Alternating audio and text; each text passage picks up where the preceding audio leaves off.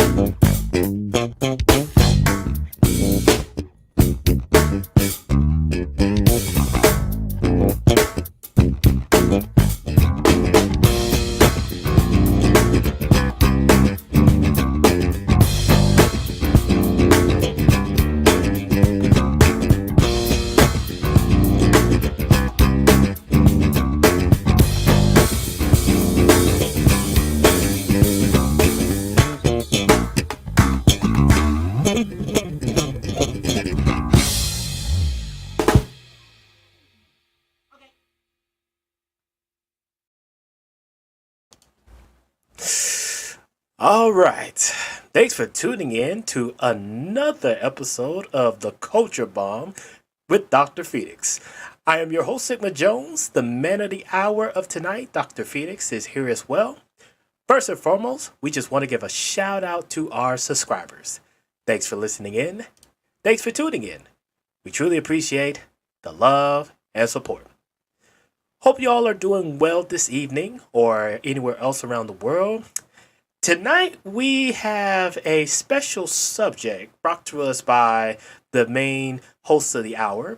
And we definitely have to talk about some things in tonight's episodes that really, really got the world kind of thinking differently on certain people and certain subjects. If I can kind of give a little leeway of what we're going to talk about. But without further ado, let me go ahead and introduce the main man of the hour, Mr. Dr. Phoenix. How's it going, good sir? I am well. Good evening to you. Good evening to the gentleman in the chat. Um, yeah, this is a subject that I don't normally dwell on and don't normally discuss or talk about. Certainly something that we don't really try to discuss, period, over here, and certainly with the idea of the culture bomb. But given the events of the past week, I think this is the conversation was warranted because there are some behaviors from not just from Black society as a whole, but specifically from Black men that very disturbing to say the least. Yes, sir, you are absolutely correct. And the only thing I can say is when you give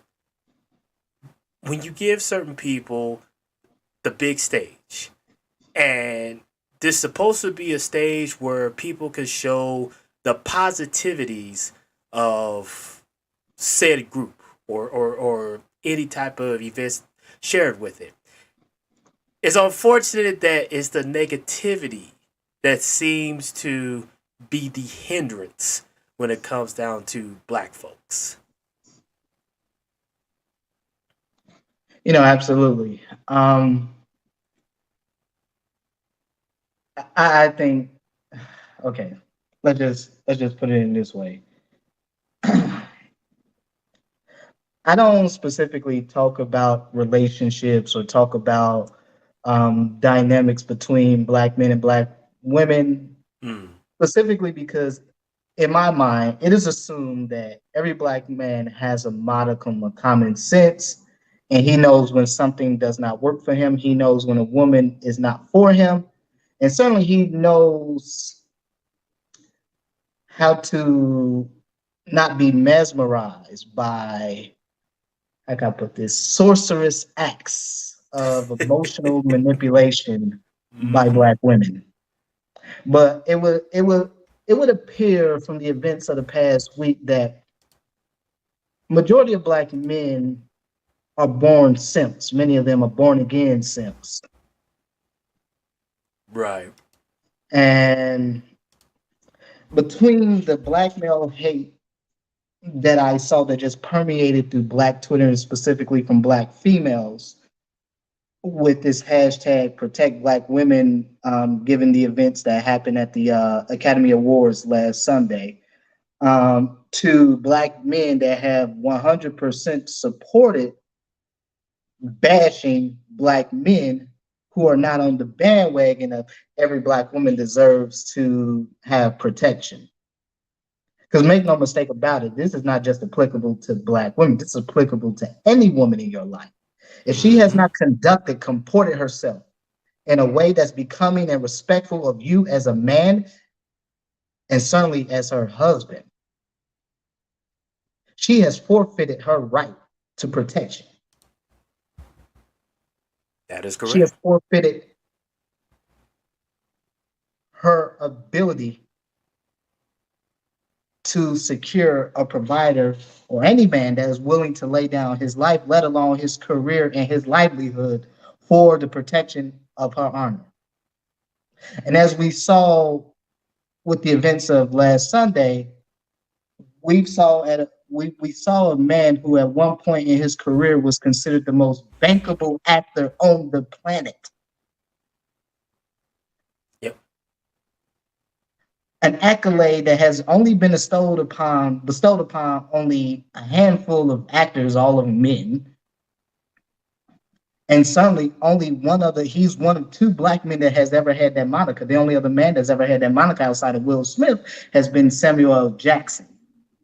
hmm But see, Negroes will have you believe in social media, especially on Twitter, the night was all about Will Smith. Most folks don't even realize Samuel L. Jackson also won an Academy Award Sunday night. It was presented to him by none other than Denzel Washington, the second black man to ever win an Academy Award. Yes, sir. The first being Sidney Poitier. And so we saw a man prior to him receiving the Academy Award, Will Smith, we saw a man blow up. Basically, no pun intended, his will was broken. He'd allowed the woman that he's been with for 20 plus years, been married to for 20 plus years, she has broken his psyche. hmm And what you saw was a man who could just not deal with it anymore. So what did it take? He was on a hairpin trigger.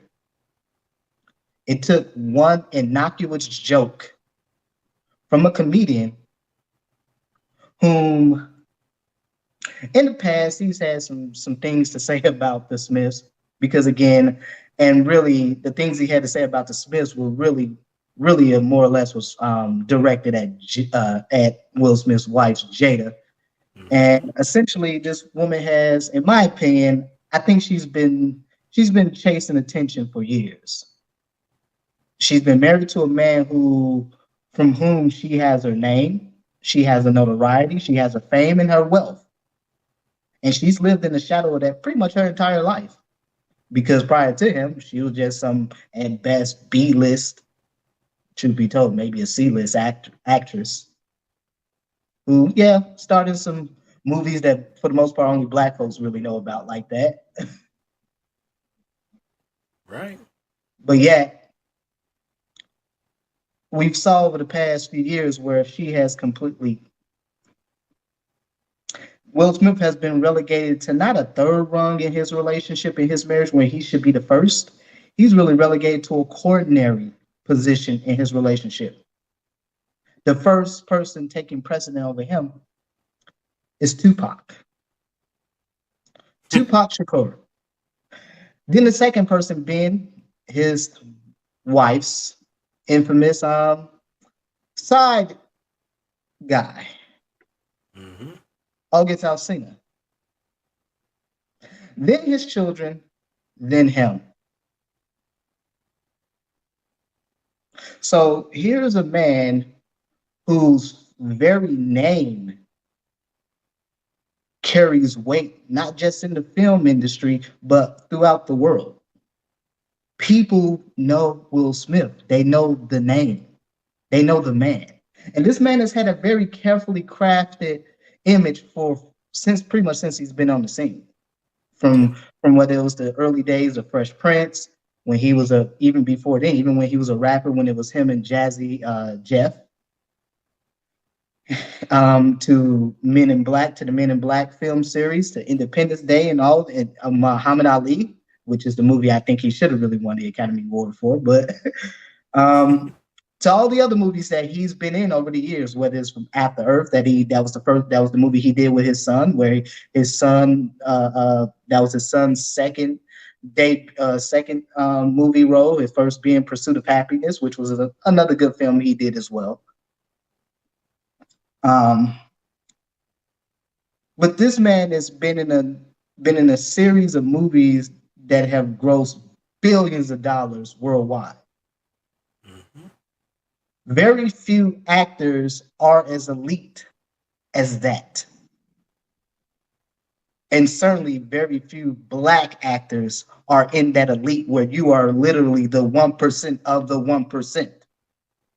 And we saw for the past few years where this man not only has gotten relegated to a coordinary position within his marriage, but he has been publicly cucked. He was cucked by both his wife and the side guy that she had an entanglement with, for lack of better words here. And we're going to get into that tonight. But what's most disturbing about this, and certainly what happened when he went on stage and put another black man in a very uncompromising position, where he publicly slapped. Well, let me rephrase that. He slapped Chris Rock and the world saw it. Yep. So for dumb Negroes and for the crack babies in social media, for the babies that grew up in the housing projects where you drink water from lead-lined pipes, and your mother was a crack whore and your daddy was a bummy ass crack addict. They've inundated Twitter with these hashtag protect black women. Black women have alopecia. Oh, we gonna get into that. I would be remiss as a man who's had a long time in healthcare, done tons of research, for me to not talk about alopecia and the principal reasons behind why black women have no damn hair. And why your hair is an existential part of your identity as a woman, and certainly as a black woman. And while we've seen this trend of so many of these mid-30s and older black women, they just all decide they want to go do the quote, the G.I. Jane thing and become bald, claiming they got alopecia. But when you saw them in their 20s, these women were young and spry, willing to jump in the bed of any man that they deemed worthy or gave them some attention and told them what they wanted to hear. But the past week, we saw a cacophony of simps and crack babies and drug addicts, including your rappers and some of your most infamous pro-blacks out here talking about Chris Rock was the comedian that white folks like. Will Smith was defending the honor of his wife. There's nothing that Jada Smith has did in the 20 plus years she's been with Will Smith that has been goddamn honorable. Certainly there's nothing she's done in the past few years that has been honorable. She has not conducted herself in any form or fashion as a damn wife. If anything, she conducted herself as the kind of woman that most black men are attracted to because she reminds you of your mama. The cute little thotty hood chick.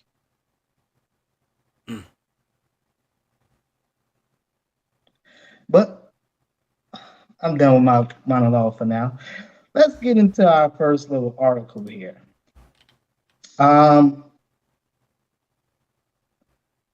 Let's start out with the first one. I think the Down to Earth article. Yes, sir. Coming right up.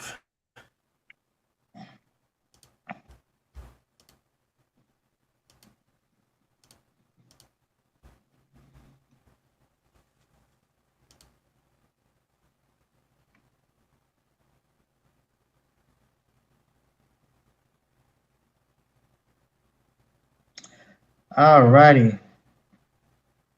So this one is, what is alopecia? It is no laughing matter for millions of Black American women. I'm just gonna be really frank here.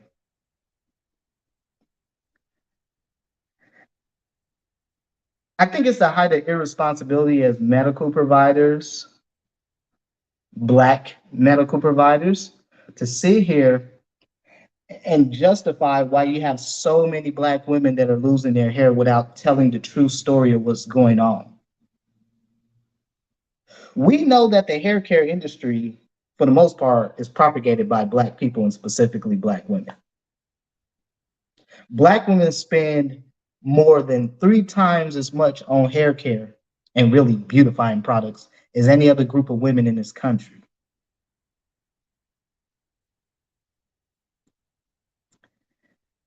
And yet, with all the money that's spent, the things that were certainly known to your grandmothers, your great grandmothers, of how to take care of your hair, seems to have been lost in subsequent generations.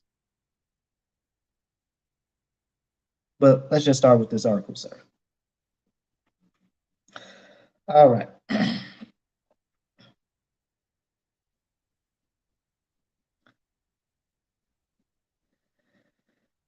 All right. So what is alopecia? I don't need to read the top, but I do want to say this.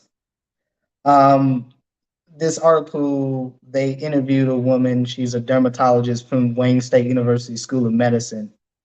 Danita Peoples, we already know because of the name, she's a Black woman. So, and I read this article, and I'm just gonna be real frank. I'm always skeptical anytime I hear Black female medical providers. I don't care if they're physicians, nurses, surgeons, nurse practitioners, PAs, whatever. I don't really care when it comes to issues, when it comes to medical issues that affect Black women, because most of your Black medical providers, specifically your women, are not really honest. And it is true when it comes to your Black females who are within the mental health establishment, the psychiatric, psychological establishment, where they claim that they're mental health providers, they're psychologists, what have you. There's a lot of placating to a lot of silliness and to a lot of the truths that any Black man that's ever dated a Black woman, you know what the damn truth is. You know why these women are losing their hair. Mm-hmm. But let's get started. What is alopecia? Alopecia is a medical word that refers to hair loss generally, and there are descriptors added which can refer to where the hair loss is occurring or to the cause of it. Traction alopecia, for example, is hair loss from trauma or chronic inflammatory changes to the hair follicles. I'm gonna give you guys a pretty prime example. Every black woman you see wearing braids, I don't give a damn what kind of braids. She glues hair into her head, she sews it in, whatever the hell they do. Pick your poison. All of those are forms of traction. And what happens with traction alopecia is that the hair follicles get damaged. It leads to scarring and eventually scar tissue forms, and eventually those follicles die and hair no longer grows from it, hence leading to hair loss.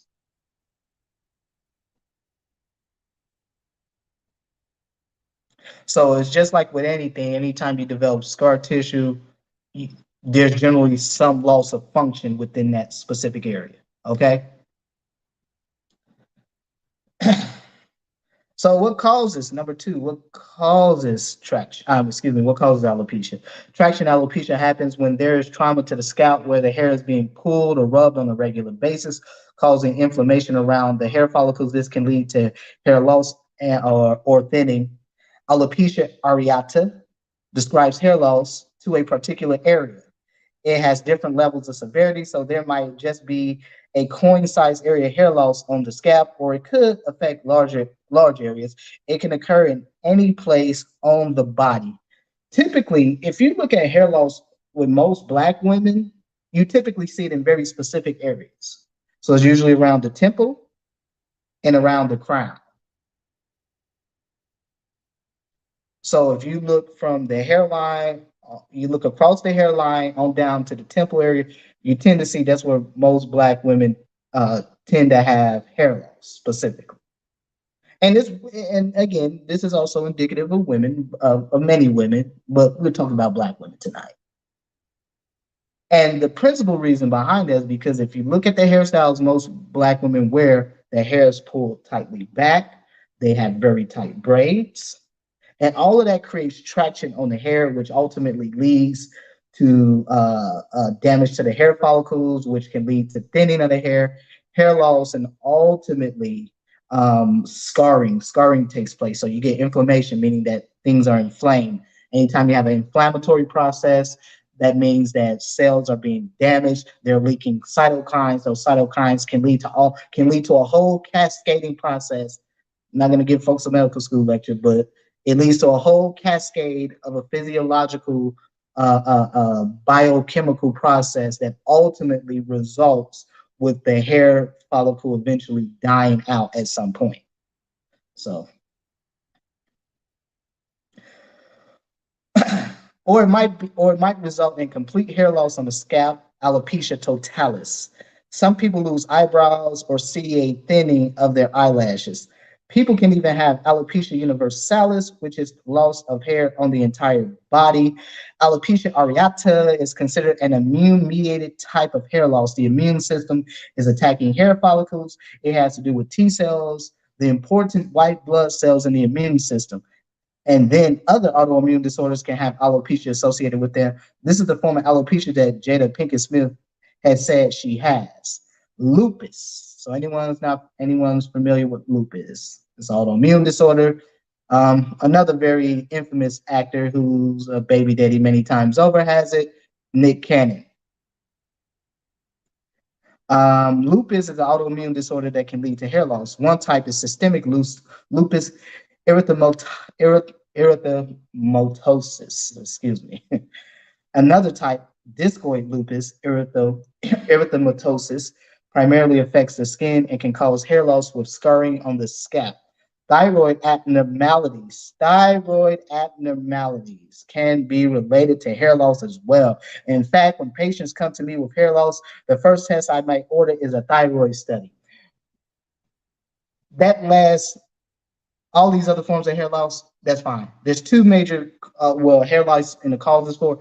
First of all, most black women do not have alopecia areata. They do not have these genetic causes or an autoimmune disorder which leads to hair loss.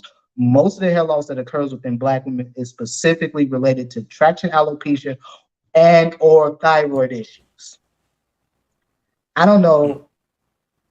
I'm sure many black men within the sound of my voice maybe even you yourself, Sigma Jones, you may have known or know of a black woman or women who have had thyroid issues. Thyroid issues are extremely common in black women, Oh yeah. extremely common. Okay, whether it's Hashimoto's or any other form of any other thyroid disorder, but a very common issue. And what's so important about the thyroid has the same function. One, the thyroid is part of that immune hormonal regulation, Hmm. right along with the pituitary and hypothalamus. They all work in concert with each other. And the principal reason, at least what is in my theory, behind the reason so many black women have thyroid dysfunctions is very much related to their hair care practices, specifically the amount of chemicals black women use on their hair. And there's been quite a few studies that have come out in the past few years that have certainly point to all of the hair chemicals that black women use, whether it's straightening, perms, relaxers, whatever you want to call it, all manner of hair care products that black women use. They are what we call in the biomedical industry as endocrine disruptors.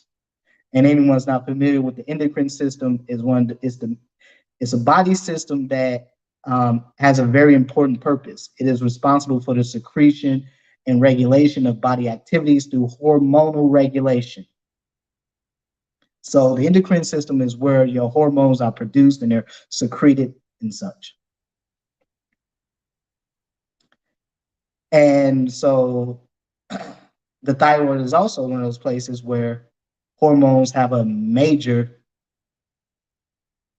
effect on its function. And when you have dysfunction of the endocrine system, that can ultimately lead to thyroid dysfunction. In general, women tend to have more thyroid issues than men, for a number of reasons, but specifically for black women.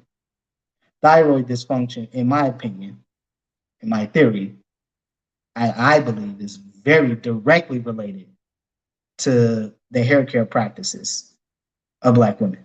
Well, let's continue with this article. Who does it affect?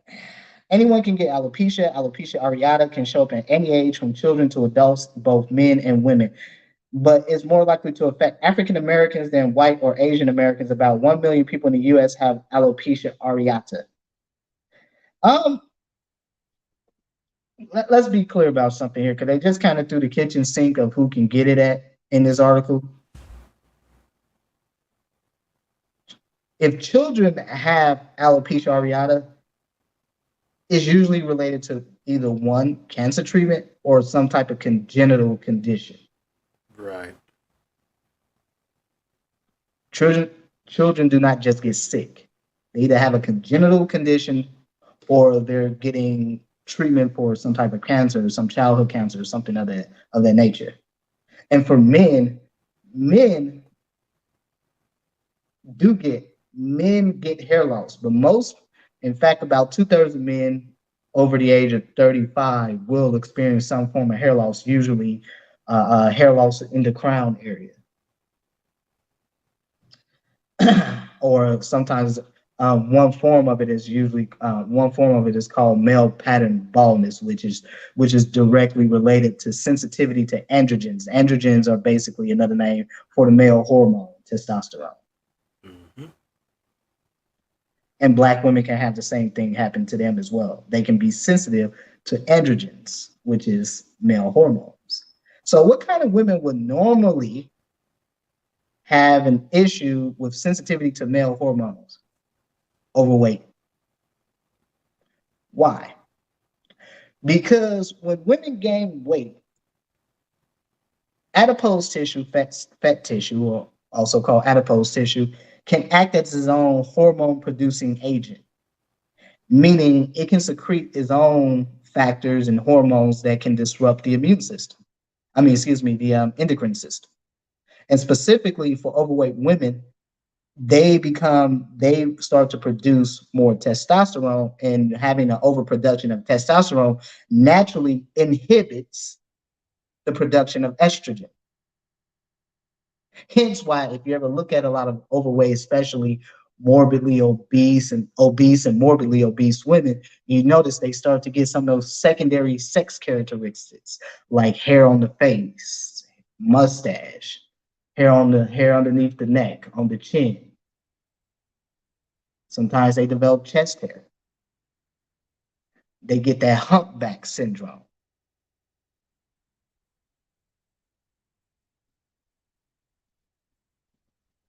So just to make that really clear.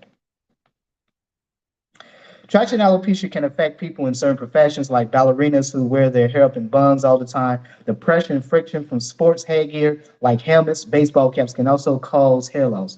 That is very true because this is a common problem in the military because so many service members their helmets, they wear it all the time. And it was quite common, certainly when I was in the military, it was quite common to see 20-year-old men and even some women, but probably more or less men, um, in their early mid 20s, they're already beginning to develop bald spots because of the pressure they get placed on the top of the head, specifically in that crown area, from wearing Kevlar helmets. So not uncommon to see it in folks who are in certain professions, and I would say this is especially true when you're dealing with military. um, in some parts of Northern Europe, where it's common for people to pull their hair back tight on a regular basis, there are higher rates of traction alopecia. Traction alopecia affects 1/3 of women of African descent, making it the most common type of alopecia affecting Black women, which is what I was saying earlier. Most alopecia among Black women is traction, which is directly related to hair care practices.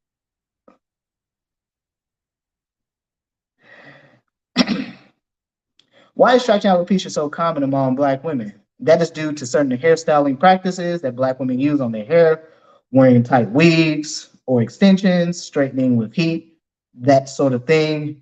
Hair is a big deal among African American women in a way that it isn't for others.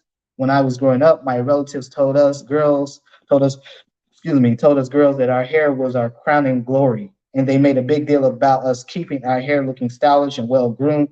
And that usually meant straightness, But I believe there's less pressure than there used to be for Black women to keep our hair straight in the workplace or elsewhere. This is a wholesale lie. It's not that there's pressure. You can't Black women have spent the better part of the last 2 decades silencing Black men who have complained about women wearing weaves. This is not about pressure in the workplace. These are about very conscious choices a group of women are making in regards to their beautifying, to their hair practices. And it has nothing to do with Black men, nothing at all. It has everything to do with them. But let's continue. How's alopecia treated? It depends on the cause. They're injected or topical corticosteroids for alopecia areata. If it's due to a nutritional deficiency like iron or protein, obviously you simply need to correct the deficiencies with supplements or by changing the diet. When it is caused by traction or discoid lupus, if you don't treat the inflammation on the scalp soon enough, the hair loss can become permanent. Really quickly, why would women have an iron deficiency, Black men? Their menses, blood loss. Very common for women, specifically Black women that have iron deficiency, specifically iron deficient. And there are a number of issues that are caused by iron deficiency, such as iron deficiency anemia,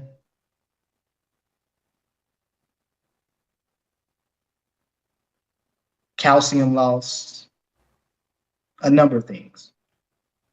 There are a lot of things that are involved with hair hair care, lots of vitamins, lots of things that are tied to iron and the intake of various nutrients and vitamins for you to have a healthy scalp, have healthy hair, and ultimately a healthy scalp.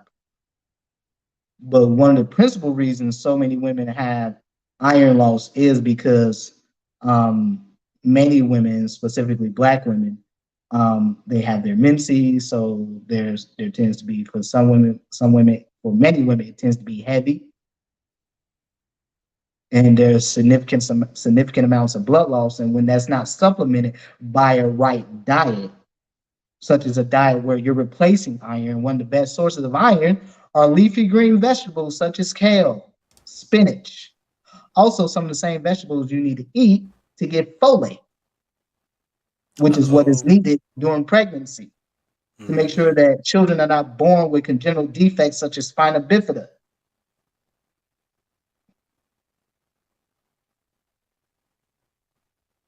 Vitamin D, vitamin E, K,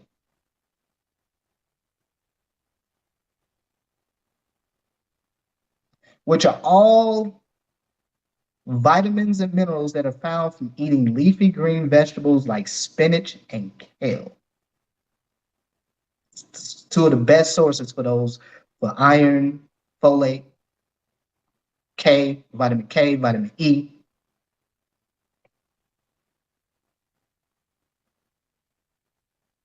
And we know how absolutely horrendous the diet is of your modern day Black female. Yep. And so it's not that just hair loss is attributed necessarily not just to hair care practices, but you have to look at the totality of the issue and of the environment. So you're having very bad hair practices coupled with very bad diets.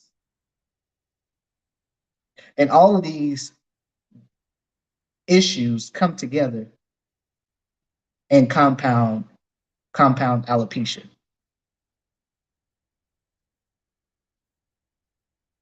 You think about so many Black women who are overweight. Most Black women are overweight. Of those women who are overweight, you're looking at about 40 to 50% who are in the obese and morbidly obese category. And all of these are all when you're obese and you're overweight and you're morbidly obese, obviously you have deficiencies of vitamins and minerals, specifically iron, vitamin K, vitamin E. You have overproduction of testosterone. And all of these come together with a really bad diet and bad hair care practices to produce what we call alopecia among Black women.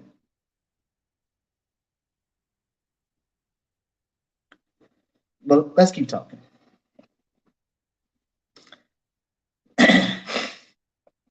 When it comes to traction, though, it's much more about eliminating the practices that caused the problem in the first place. What's happening now is more people are aware of the downsides of chemical and heat applications of straightening hair and are using those damaging processes less. Let me make you this now for this article. They interviewed a Black female who obviously is a dermatologist. Let me tell you something. They all know this. Every single medical provider, practitioner knows this. Every single Black woman that's a medical provider knows this. Every single one, Mm-hmm. without exception. But see, the problem is that you got Black women who are in these professions. They refuse to tell the truth. They refuse to be honest about the situation.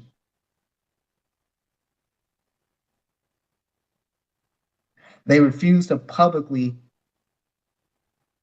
lambaste Black women who fight.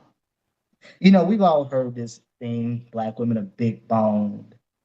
They have more bone. They have a higher bone density than white women and every other woman. That's why they're overweight. That's why they're obese. You know, it's funny because my wife is just telling me she had a woman that told her that a few days ago. Because my wife is probably all but 115 pounds soaking wet, and I guess some woman called her skinny, and this woman is fat. Mm. And this is common. I mean, this is common. I mean, my wife gets this all the time. It's hard to believe that being of a normal height and weight is a stigma in Black America and among Black women. And if you ask me, it's the height of medical malfeasance to sit here and act as if, as a Black female medical doctor, provider, whatever, and you not tell the truth. You sugarcoat it. Because they know exactly what's causing the hair loss among Black women. There's not a whole lot of research out there on Black women and hair loss, but certainly there's been a lot of research on the hair products that Black women use and just how damaging they are to the endocrine system, and how they are, as I was referring to earlier, are endocrine disruptors. But let's move on. I want to get into something. We gonna really get into the heart of what really push this. Let's go to the Forbes article, sir, because Sure. we gonna get into the heart of why I wanted to have this discussion tonight and what really annoyed me.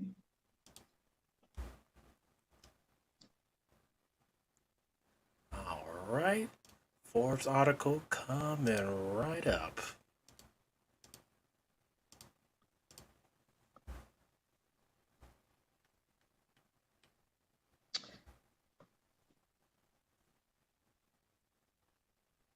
You know, okay. Give me a second. Give me a second here. I am sorry, gentlemen. Allergies just been driving me crazy for the past couple weeks.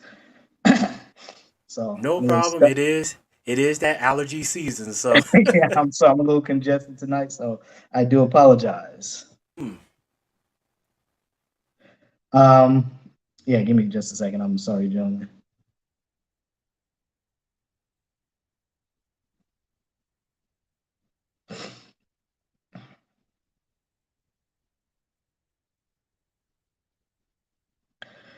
All right. So, yeah, let's start from the top here.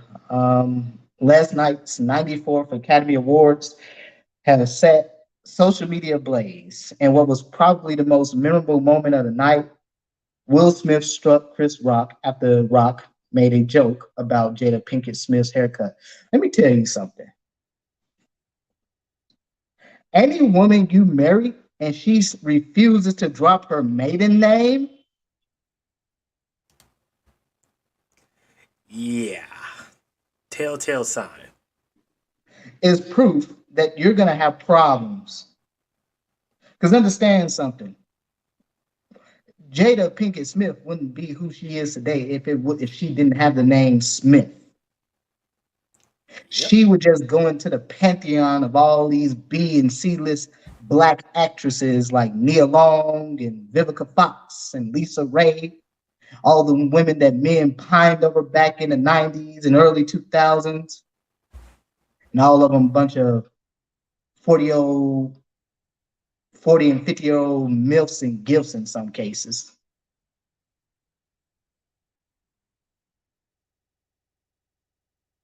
Still complaining about the men that they had 20 years ago. Certainly is the case of Vivica Fox, who can't seem to keep 50 Cent's name out of her mouth. Goes to show you how everybody talks about getting a bag, and you've seen women who were considered some of the most beautiful women of their time completely fumbled it on the 50-yard line.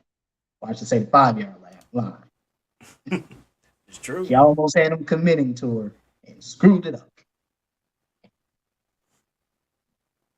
But let's continue.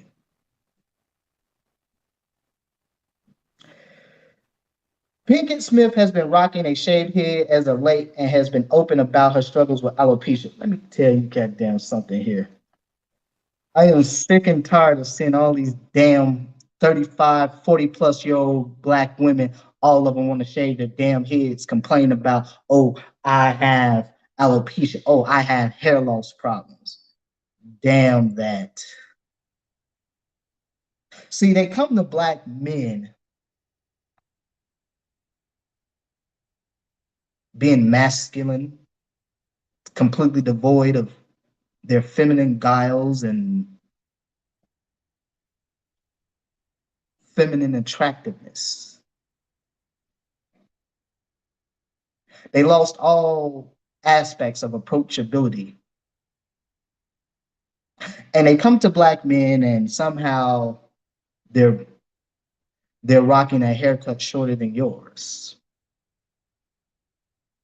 Or they're completely bald, as in the case of Ayanna Pressley, member of Congress. Or you do what a Tiffany Haddish did last year, where you completely shave your head off. So you got these weird looking heads. You know, an actress I used to have a crush on when I was a kid, Sanaa Lathan, you know, she shaved her head off a few years back. She grew her hair back. But it was such a shocking thing. This has been a common trend we see among 30 plus year old crowd of black women shaving their heads and coming to black men, because they don't step to other groups of men like this. They would never step to a white man with a damn bald head, because your hair is an existential part of your identity as a damn woman, and certainly as a black woman. If you can't grow a single damn follicle out the scalp of your head, what makes you think you're fit for motherhood, or you're fit to be a man's wife? You're fit to sire his progeny, his lineage. What are you going to teach his daughters? I'm sorry, go ahead, sir. Now, Dr. Felix, to play devil's advocate here, what if these women are trying to reach out to how African women, I guess you would say certain tribes in Africa, have short hair or even are bald as well? That's never been the dynamic in Black America. Again, for a group of people who have staked their claim on separating themselves from the diaspora, if you will, that certainly hasn't been a dynamic for black women here in America. Because see, if that was truly the case, then you would have seen pictures from generations ago of bald black women, of black women with low haircuts. Yes, sir. You cannot find a picture of a bald black woman from 50 or 60 years ago. You'll have to look very goddamn hard. So I don't buy that. But what I do buy is that you have the most belligerent generation of most disrespectful and belligerent generation of black women ever. Who, the reason I wanted to do tonight's discussion, because what was being talked about on Crack Baby Twitter was about black male subservience. It wasn't about protecting black women. It was about black men being subservient to black women. And of course, being the simps that most black men are, they completely placated to the bitter baby mama brigade, to the women who fumble the ball, to the women who can never get a man to even buy them a car, let alone pay a bill or take them out for a decent dinner.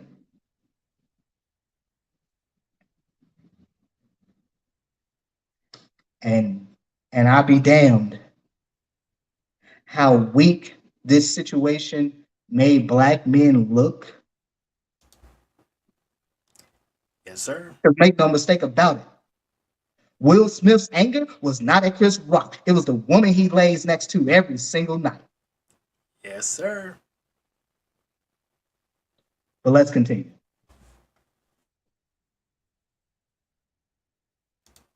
I believe we are at the symptoms of Yeah. alopecia. Yeah, alopecia is a disease where the body attacks its hair follicles, leading to hair loss. Alopecia can be particularly challenging for Black people because of the cultural significance of hair within the Black community. Black women in films.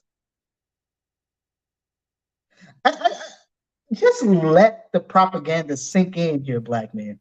Mm-hmm. Just let this crap sink in. Because see, no other group of women would come talking to their group of men like this.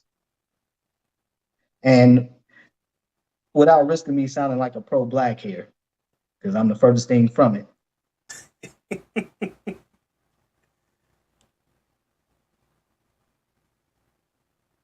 How the hell can you produce a viable generation when you got so many dysfunctional and sociopathic Black women out here? Mm-hmm. Manipulators.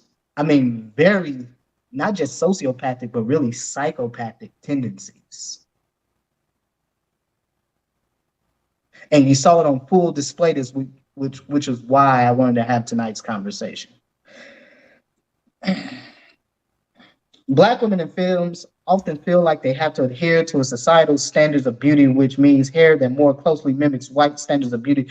That is 100% complete garbage.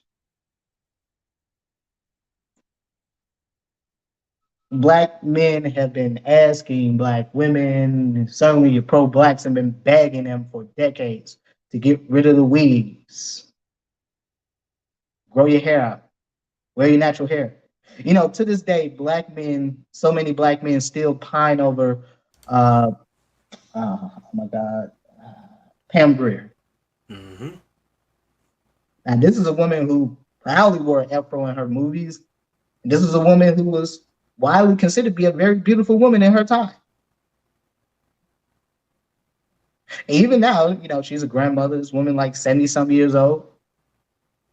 Black men still are attracted to her. They still long for her from those days of when she was a young woman. So what does that tell you about the general psyche of Black men and what they prefer? It's not that Black men want Black women with white looking hair. It's that Black women choose to defy what Black men ask for until they get with other groups of men. Because you know, alopecia never pops up when you see Black women with white men or Asian men or any other group of men. I mean, you can date whoever the hell you want to date. I don't care. But I find it funny that these conversations never seem to pop up when they're with these other groups of men. It only pops up in relation to Black men. And this is the Black male hate. What you're hearing here is the Black male hate. And the woman that wrote this article, she's just frothing with it. Mm-hmm. Black women have gone to great lengths to contort their hair in ways that society sees as socially acceptable, even if that society, excuse me, even if it impacts our health and safety. That is bull crap. That is 100% garbage. Again, Black men have been asking, certainly within the past decade, many Black men have made it very clear they wouldn't even talk to a Black woman if she didn't wear her natural hair. Mm-hmm. So the problem isn't whether or not what Black men want. The problem is what what Black women refuse to do as a group. See, Black women refuse to correct each other. Hence why the culture in the society is so jacked up. Why you got so many young Black females, most of them are done before they even hit 20. Because it's funny, most hair loss Black women experience is actually in their 20s. Yep. And what's going on in your 20s? You're at the height of your sexual attractiveness. You're at the height of your beauty. and it's full. It's full. It's full sail ahead, and that's when you see the hair care practices that are the most. Those are the periods in their lives where the hair care practices are the most egregious, or I should say, the most damaging.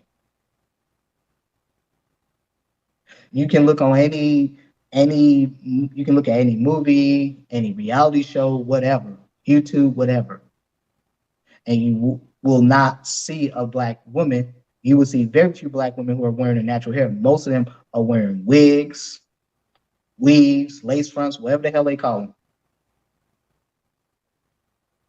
It's glued in, it's sewed in,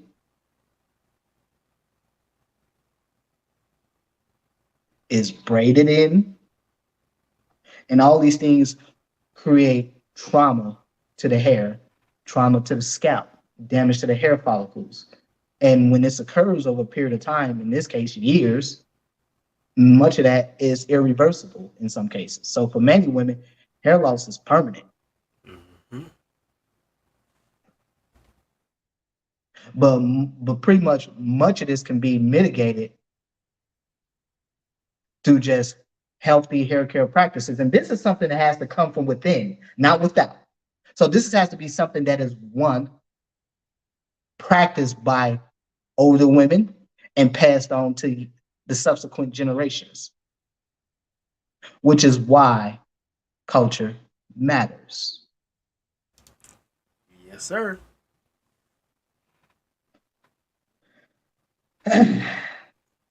Within the black community, chemical straighteners like relaxers are still popular. You know, it's funny, the chemical relaxers were actually invented by a black man, believe it or not, a black chemist. Yeah. Wow. So if anyone's not familiar, the principal ingredient in many relaxers is sodium hydroxide, NaOH, which is Mm-hmm. also called lye, which is also what they put in Drano. Yep. It is it is a caustic agent because it's very basic. So it's on the upper end of the pH scale. And yeah. And if you see NaOH in his form, in his natural form, it actually looks pretty gross. It's not the most appealing looking concoction, if you will. Relaxers relax the hair by changing the hair texture have been linked to negative health outcomes. See, here's how relaxers work, folks. So you have proteins that form the bonds of your hair. So all these proteins come together, they form the strands of your hair. What chemical relaxers do is that they break those bonds that make your hair curly. So uh, by breaking those protein bonds, it straightens the hair. So the hair becomes uncoiled. And you see this a lot in the lab. You can experiment on it with the lab where you're using certain types of reagents and stuff like that, where you can use sodium hydroxide to break various bonds on proteins, again, without getting to an organic chemistry lesson here. But yes, sodium hydroxide is a very common agent used in labs, and certainly in biomedicine where you use it to break various protein bonds. So, just as a set aside, gentlemen.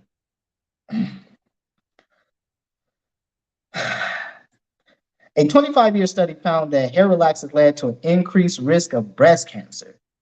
Black women who don't have the loose curls or silky textures that are seen as professional and acceptable in society have to navigate texturism. Boy, they be coming up with some damn terms here, don't they?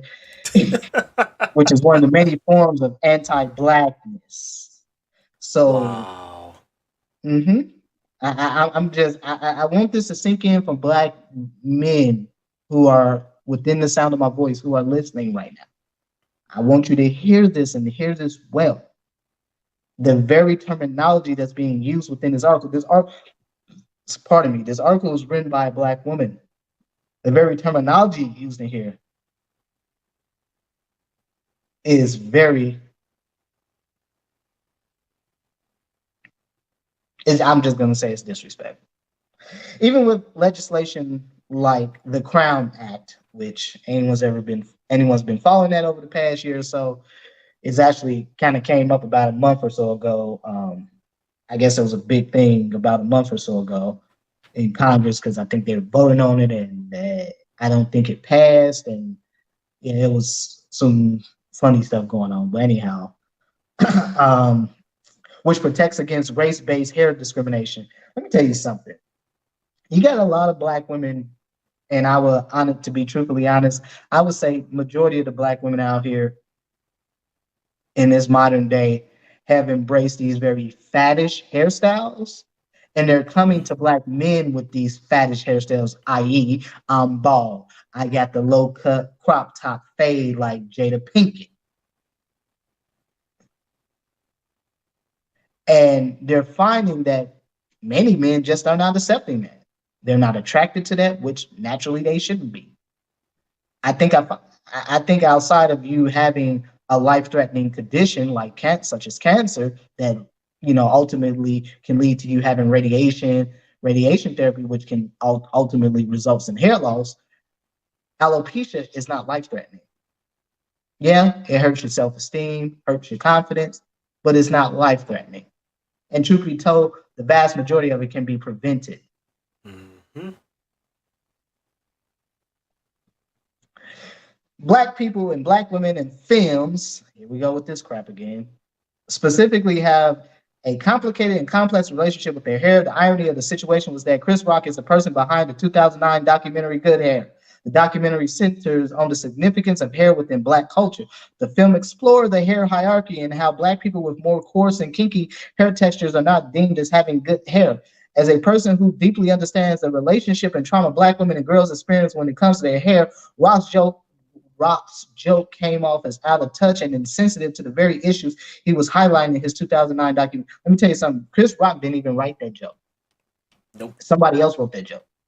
That wasn't his joke. It was written for him. But here's the fundamental problem.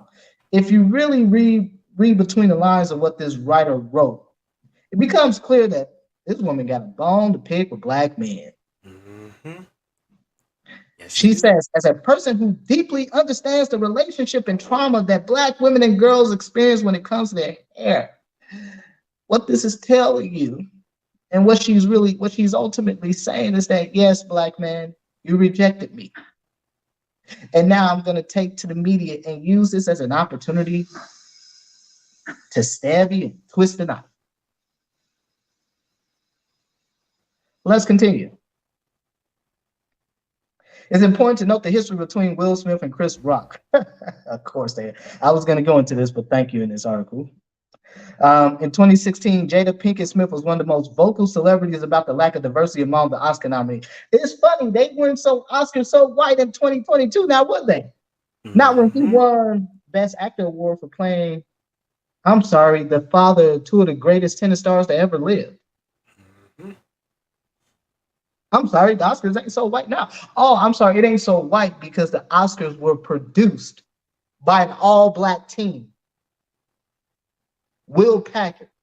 Anyone's not familiar with Will Packer, just go look him up in the film industry. The dude has been a staple in the film industry for longer than probably many of you all have been alive. Mm-hmm. The whole show was produced by Will Packer, and they brought in Chris Rock to host it, Regina Hall, and some other, Wanda Sykes and some other actresses, and some other actors. So the whole production for the Academy Awards was produced from top to bottom by black folks. They gave black folks the reign, and and Will Smith acting like an out of control simp showed the world why it. Yeah, let's continue.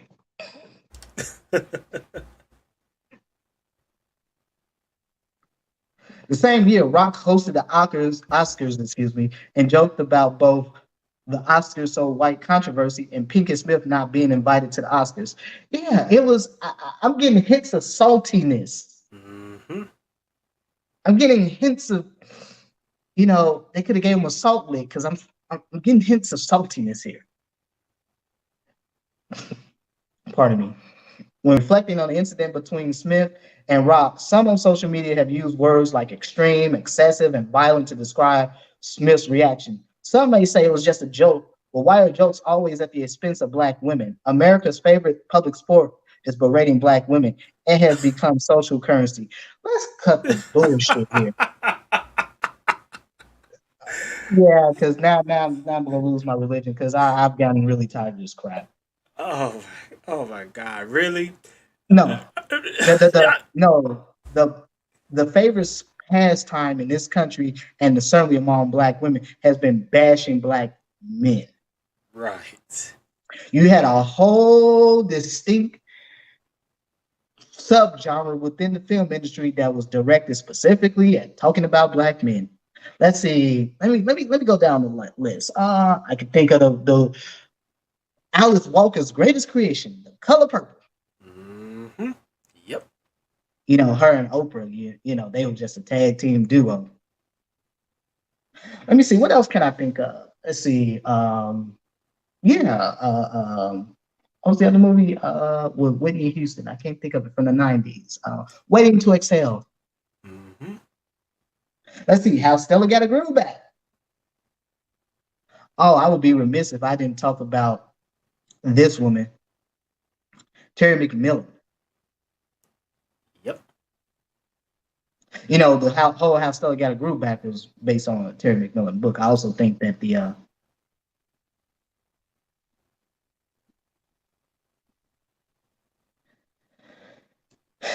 yeah, absolutely. um, there's been a steady stream of do I really got to go in and talk about Oprah's 30-year crusade against Black men and how she convinced two whole generations of Black women. Well, I ain't gonna say she convinced. It was pretty easy. It was already there. The sentiment, the animosity, the contempt was already there. Mm-hmm. She got two generations of Black women to publicly berate and destroy Black male image. So before you hear the pro-Blacks get to talking about what white supremacy do, you need to look within, not without. You need to look at that woman that, for most Black men, she gave birth to you. She hate you because by extension, she hates your father. And you remind him so much of her. I mean, you remind her so much of him. Mm-hmm. The women you dated, where they gave you that look. Black men know what that look I'm talking about. That contemptuous look that Black Mm-hmm. women have become so infamous for giving to Black men. The mouth, the endless tirades of going in public, going on television shows, whether it's Maury Povich, Sally Jesse Raphael, all these folks were before my time. But the records are on YouTube. They're on social media. And I find it so ironic that for Will Smith, a man who has been publicly cut by your wife, by the guy that was her side dude. Mm-hmm. Not He just wrote a side dude, but even a previous guy who's been dead for years. yes, Tupac has been dead for over 25 years, folks. Oh, we gonna get into that. And we gonna get into to the height of true betrayal. Mm-hmm. And believe it or not, it wasn't Jada. It was somebody probably even closer to Will. We By gonna get into blood. that. Mm-hmm. Yes, we gonna get into that. But let's continue. America's favorite public sport is berating Black women. It has become social currency. There's a long history of Black women in films you know, okay. I it's funny that the editors at Four allowed this crap to go through, but I'm not surprised. But let's continue. And films being dishonored, disrespected, denigrated, and degraded, especially within Hollywood, misogynoir. Oh, here we go. The the bitter black female brigade favorite term, Hmm. misogynoir. And keep in mind, no other race of women use that term but the BW.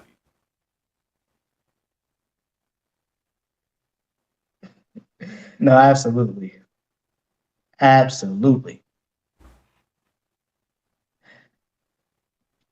Years after rapper Megan Thee Stallion shared her experience of being shot in the foot. Years?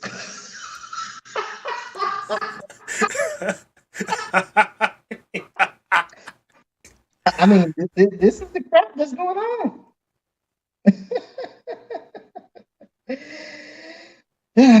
Many still question the veracity of her claims, which pretty much has been proven not to be true by people close to her. And the fact that to this day, Tory Lanez has not been charged with anything. Hmm. But I want black men to see this woman is frothing at the mouth like a rabid dog with her hatred of black men. Yep. This isn't about white America, the Academy Awards. This is about you black men. You black men have not accepted these ragged women for who they are because they're not even women today.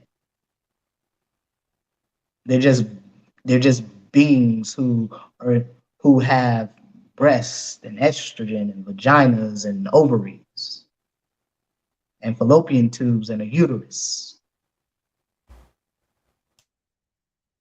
They're shells of what they used to be. There's a general lack of compassion, care, and concern for what she must have been experiencing dealing with her injury while grieving the loss of her mother and her grandmother, who both passed away within a few weeks of each other. If you don't get the hell out of here with that crap. Early this month, director Jane Companion slighted Venus and Serena Williams during her award speech at the Critics' Choice Awards. Campion remarked, Venus and Serena, you're such marvels. However, you don't play against the guys like I have to. Many were confused as to why Venus and Serena's names had been brought up during Companion's acceptance speech, which had little to do with the tennis superstar. But again, the world is a nasty habit of always feeling the need to put black women in their place, especially black women that society has deemed as the pinnacle of black excellence. So here we go. Here we are. Instead of directing their vitriol at a white woman who made some disparaging remarks to Venus and Serena, they make this about everyone. Really, it's not about everyone. It still comes back to you, black man. Hmm.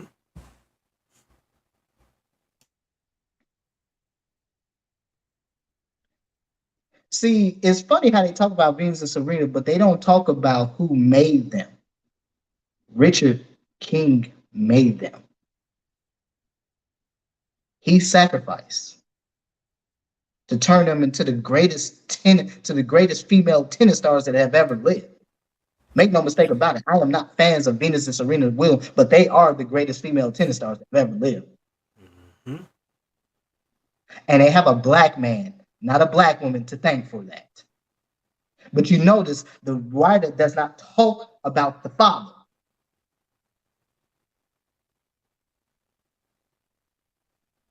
Again, confirmation of this writer is frothing with black male hate.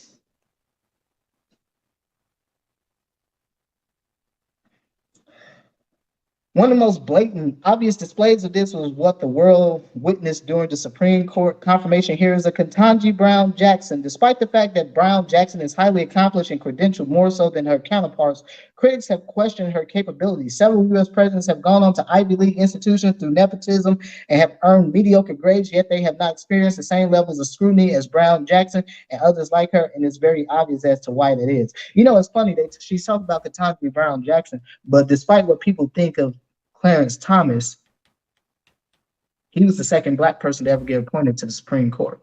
Mm-hmm. It's funny, they talk about her, but they don't talk about the man who made it possible, Thurgood Marshall. Yes, sir. It's funny how all of a sudden is about black women, but you've had two black men sitting on the Supreme Court. One of them sitting on the Supreme Court at the height of Jim Crow, was nominated to the Supreme Court. I think he went to the Supreme Court in the early 70s, if I remember correctly. Yeah, Thurgood Marshall. Yep. Yeah. I think it was early. Yeah.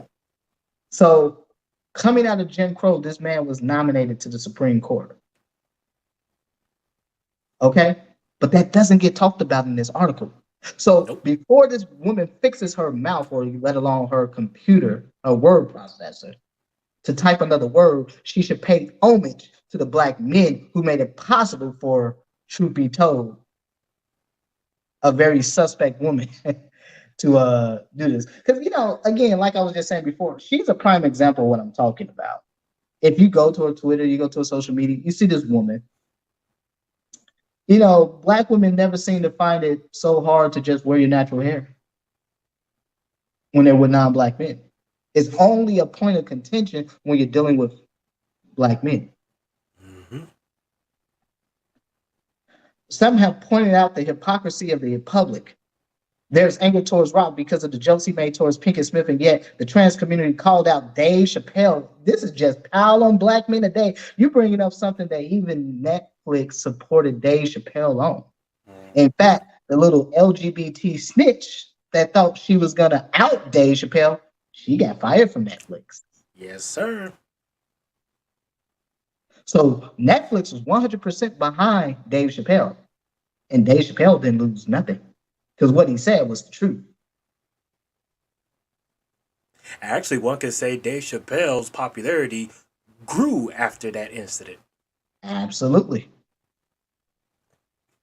Just like with Chris Rock right now. Absolutely. The incident happened between him and Will Smith Sunday. By that Tuesday, his comedy show, I think in Boston, had sold out. The ticket prices rose up to $1,000 ticket. Yes, sir. Sounds good for business for me. To me, excuse me. See, look at this. Trans community. Oh, God. Here we go. You know, again, you find some angle to stick it to a black man. So again, this is not about calling out the greater society. This is about black men. Because she's completely bringing up something that had nothing to do with alopecia and hair loss and jokes. It's an incident that had nothing to do with black women, period. Absolutely. Because it was white trans people who went after Dave Chappelle. The public's reaction was that they were only jokes and that jokes cannot cause harm. There's a segment of the population that believes that although Smith was justified in his anger, he shouldn't have behaved that way in front of mixed company. Many of us are socialized to believe there is no time and place for black anger or emotion, especially not in front of non-black people. Let me make something really clear to black men that are listening right now. Will Smith's problem isn't Chris Rock. Will Smith's problem is Jada Smith and August Alsina. Your wife cooked you in front of the world. You went along with it. As if you thought Boyce Watkins was the biggest simp and the biggest black simp out here. Will Smith decided he was gonna one up him. I guess he thought he was gonna get out here and just throw hands, right? In the frame of SKC, they wanted him to do eat, sleep, fight, bus. That's all they want black men to do. Essentially, that's what's going on. She put a better in his back, wind him up. He went into Manchurian candidate mode and became a guard dog, or I should say, an attack dog. But I find it funny because, first of all, let me just be real frank here. That was some real punk shit Will Smith did. And I don't normally talk like this, but I think I need to say it this way. Mm-hmm. That was a real punk move he did. You knew that that man could not sit here and fight you back. You all, let me remind this stupid ass writer, this dumb ass writer. It's a problem when you get crack babies who got little liberal arts degrees a chance to vent their rage against black men. They write asinine bullcrap like this. Mm-hmm. One, the Academy Awards is an internationally televised program. It is the most prestigious award any actor can get.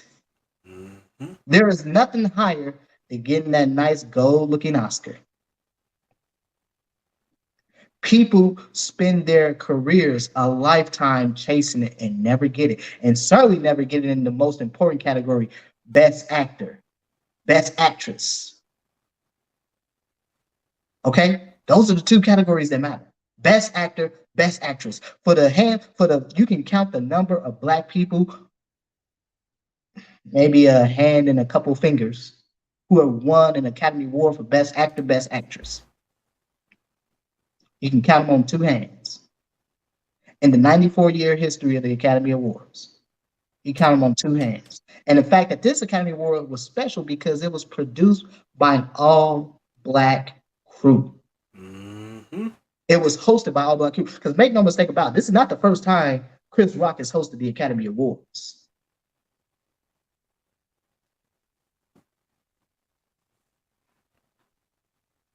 And so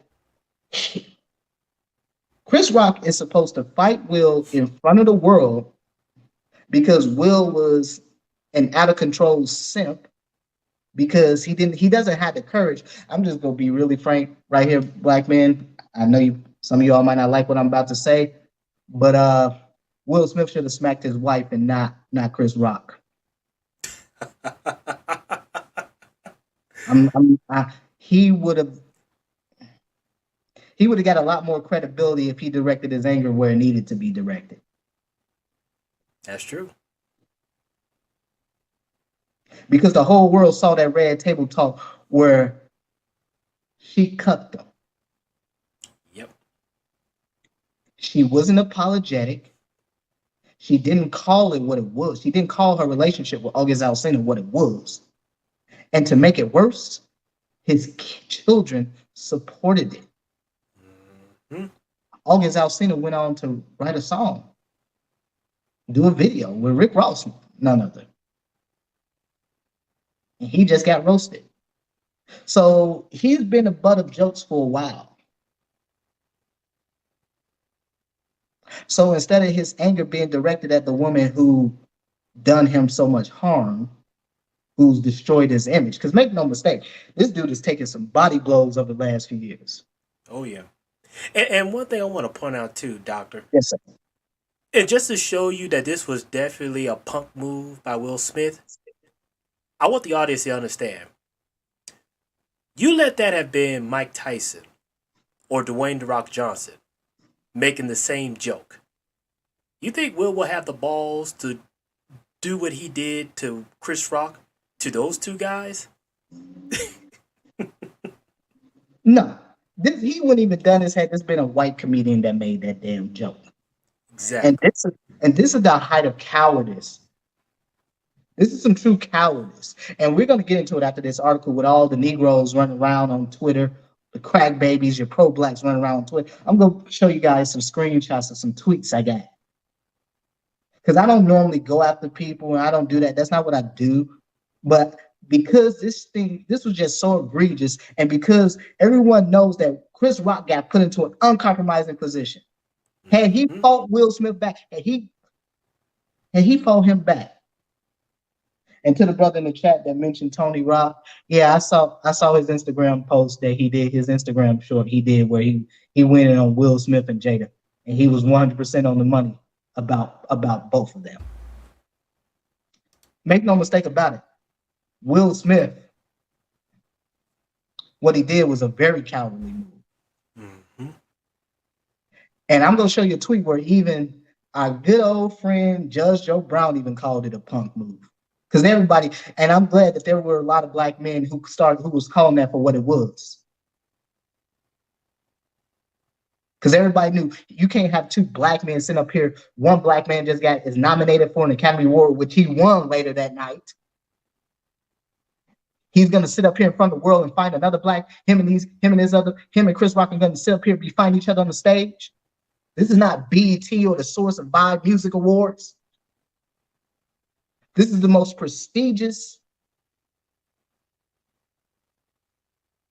internationally televised film award show in the world.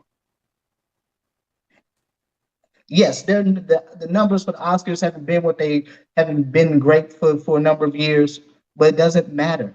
You know why it doesn't matter? It doesn't matter because this is the pinnacle of the elite within the film industry. Again, there's only Sidney Poitier, Denzel Washington. Although he got it for Training Day, he should have got it for Malcolm X, but nonetheless, he got it. Forrest Whitaker, Last King of Scotland. Now Will Smith. 4 black men in 94 years of the Academy Awards have ever won an Academy Award. 4 black men for the best leading actor category. 4 black men in 94 years of the history. And the night where black people were on full display, because again, what Will Smith did overshadowed the fact that he won an Academy Award later that night, and Samuel L. Jackson won an Academy Award later that night, and he was presented that award by none other than Denzel Washington. Mm-hmm. But see, no one's not talking about that because everybody's talking about the out-of-control simp that the entire world saw get up there and attack Chris Rock. But see, I know black folks' secret. See, black folks, for black people, as much as they cry and whine about white supremacy and being victims of white supremacy, let's keep this very honest here. There's an acceptable level of violence between black folks that black people accept and they're okay with.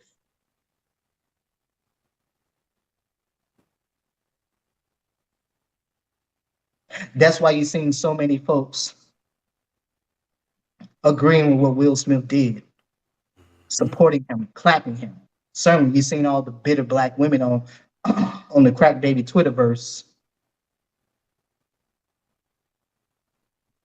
congratulating Will. Oh, he defended the honor of Jada Smith. You go tell. Okay, let me continue here.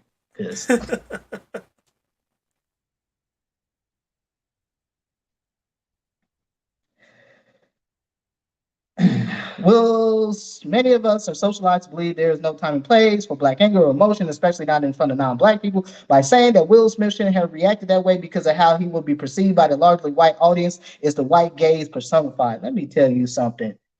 You as a black man, without risk of sounding like some of these other Negroes out here on YouTube, you better be deathly concerned about your image. I don't care what none of these pro-blacks tell you. I don't care what none of these baby daddy crack baby rappers and all these other clowns out here tell you. I don't give a damn what the hell a damn black woman is whining about. You, as a black man, as an individual black man, you better be definitely concerned about your image. Because before you open your mouth, before people know anything about you, they first rely on that image.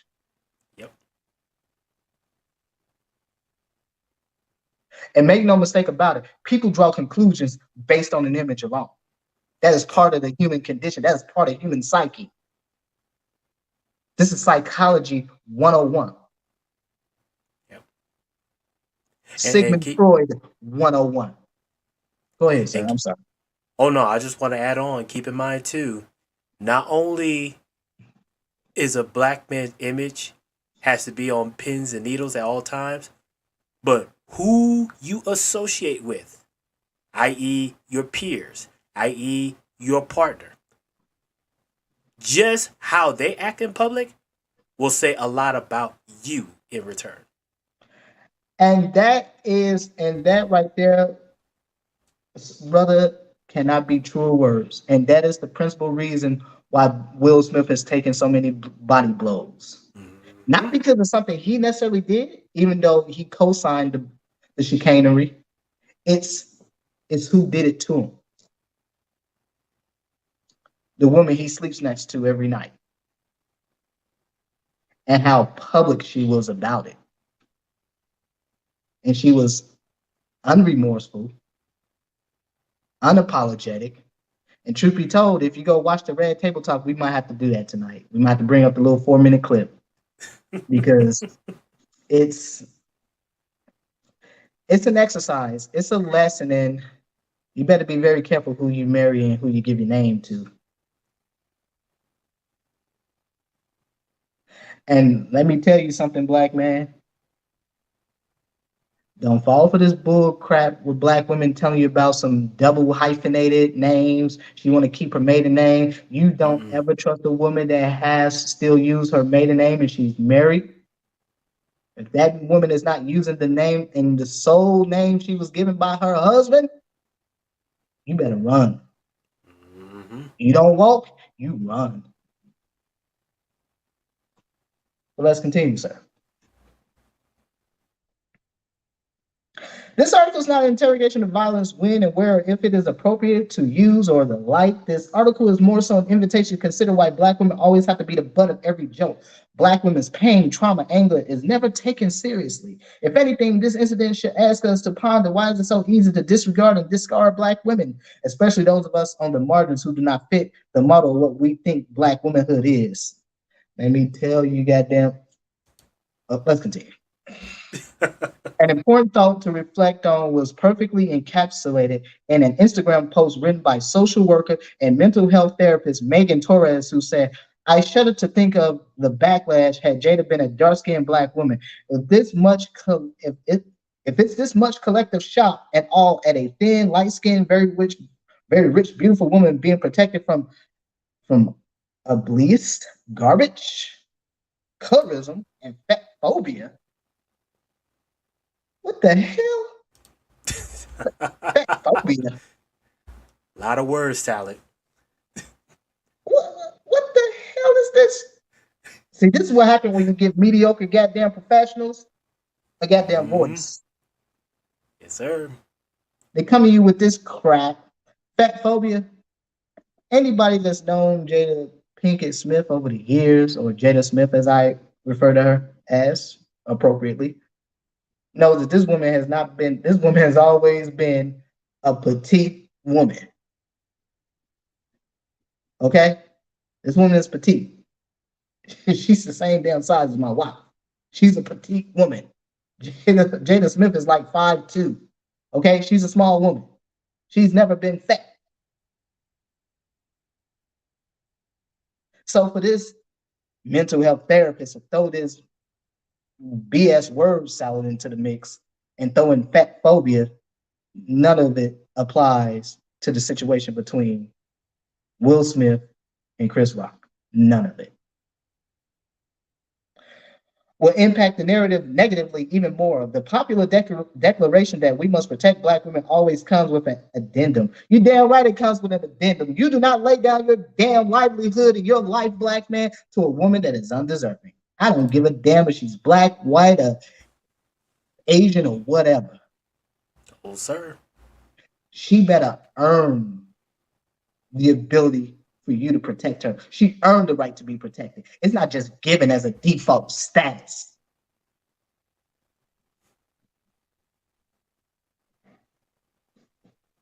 I mean, this is the silly talk going on here. Yeah, we're done with this damn article. This garbage. You know, we got a few more articles, but I want to let's just go into the tweets. Let's go into these tweets. I want to get to these tweets. Let's bring up the first one because here's the deal, black men. When I contacted Mr. Jones here about doing tonight's discussion, it was because I read this Forbes article and I seen what was going on Twitter and social media in general. And yeah, the black man hate was just on full display. And what was even more sickening was the number of simps, of straight clowns out here who was promoting this, who was supporting the black male hate. You know, the problem with black men isn't necessarily black women, it's black men. And we have not purged the weak.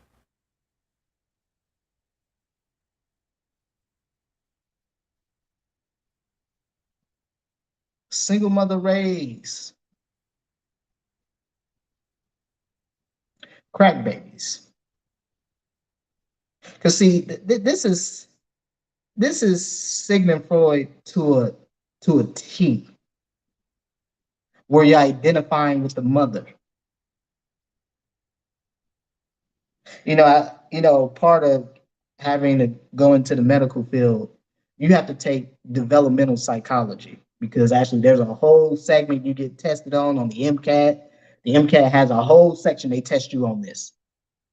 Hell, even when I was in undergrad and I was in nursing, you have to take all this. You have to take at least a good year of psychology.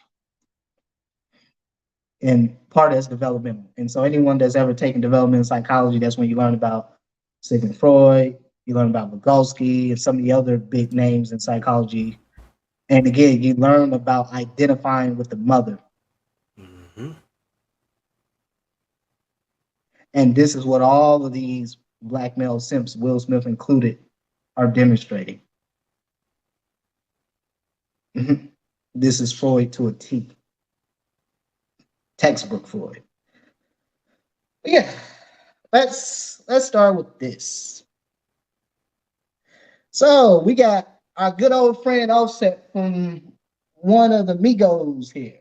Now, this is a man who's married to Cardi B, who can't seem to not who find there's a woman that this man looks at that he doesn't want to sleep with. Mm-hmm. Now, this man is pretty infamous for his cheating on Cardi B. But I just want you to look at these tweets here. I don't know if you can zoom in so some of the brothers can see this. Yeah, but let's see. Yeah, if you can't, that's fine. Oh, okay, there we go. Yeah, there you go. So look at Ebro. Everybody knows who Ebro is. Don't play with people's wives and shit. Kids too. So what did Chris Rock say that had to do with kids? Had to do with Will Smith children? Nothing. I want you to understand the men that are talking, Ebro, these dudes are infamous for cheating on their wives. Mm-hmm. These are philanderers themselves.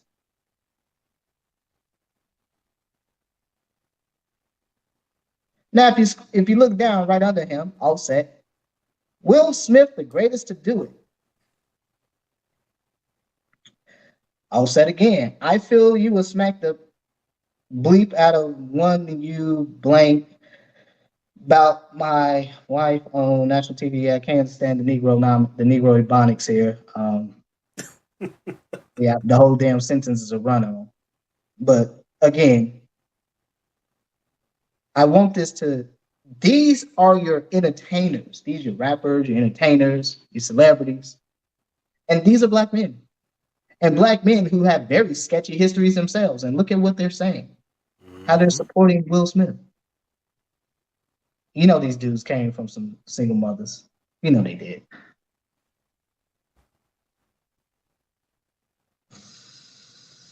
But let's go on to the next one, sir.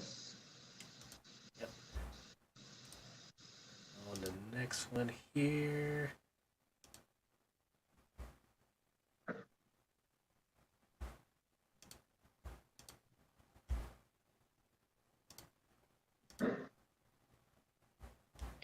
Yeah. So these are just, if you go to you just put in hashtag protect black women, you get the who's who of crack babies and bitter black women on Twitter making all random comments praising Will Smith, deriding Chris Rock and such.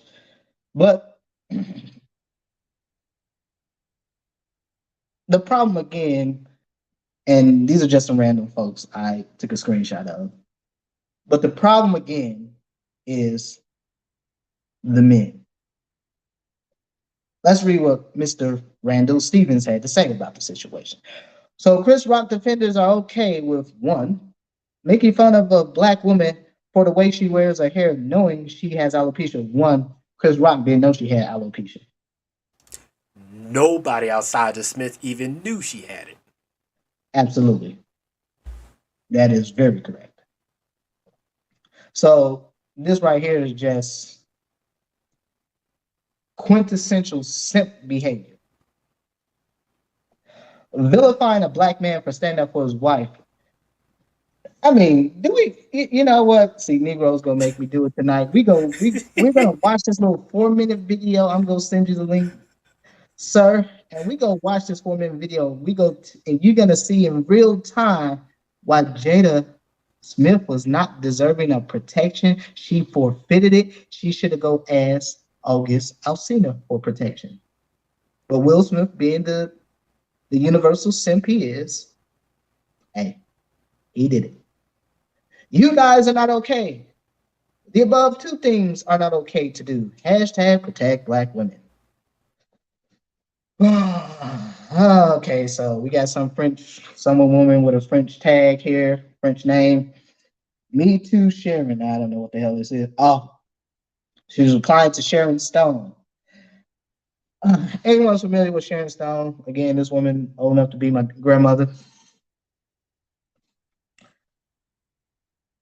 Anyone's familiar with Sharon Stone knows that at one point this woman was considered one of the sexiest actresses in Hollywood in her heyday. This woman is like 60 some years old. I think let me correct that. I think she might be 70.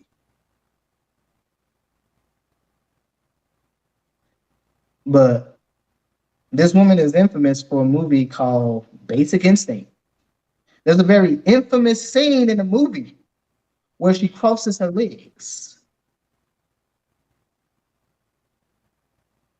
and thereby providing the two detectives interviewing her a peek at her goodies, if you will. So this is a woman who it was okay for her when she used her feminine wiles to get what she wanted.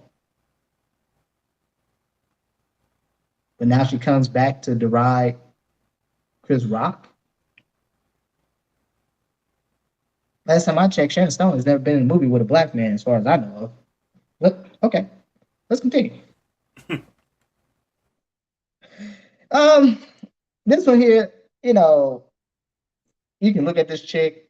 I don't know if brothers probably can't see it because I don't know if brothers can see it, but yeah, it's towards the bottom. Let me see. Yeah, if towards the bottom. So yeah, it's no problem. It's no problem. It doesn't matter. Mm-hmm. But the point is that I want to bring this up because if you look at what she's saying, she hashtag stand with Will Smith. And she says, I'm gonna say it again, making joke about a hair condition is hitting way below the belt. And they like to throw, I'm a comedian. Comedians have a line they shouldn't cross. Let me tell you something. Wow. Let me tell you something. Black women, there was never a line when it comes to offending black women, black men, and running black men's image into the ground that they never felt was sacrosanct. Exactly. It was all game. So it was good for the goose, it's good for the gander, and it was not intentional on Chris Rock's part. But I know the Smiths have had a problem with Chris Rock because he threw a couple jokes their way. A few years ago when Jada Pinkett was going on that hashtag Oscar so white because they didn't get invited. Keep in mind, Jada Smith is a woman. Well, let's just rewind for a second.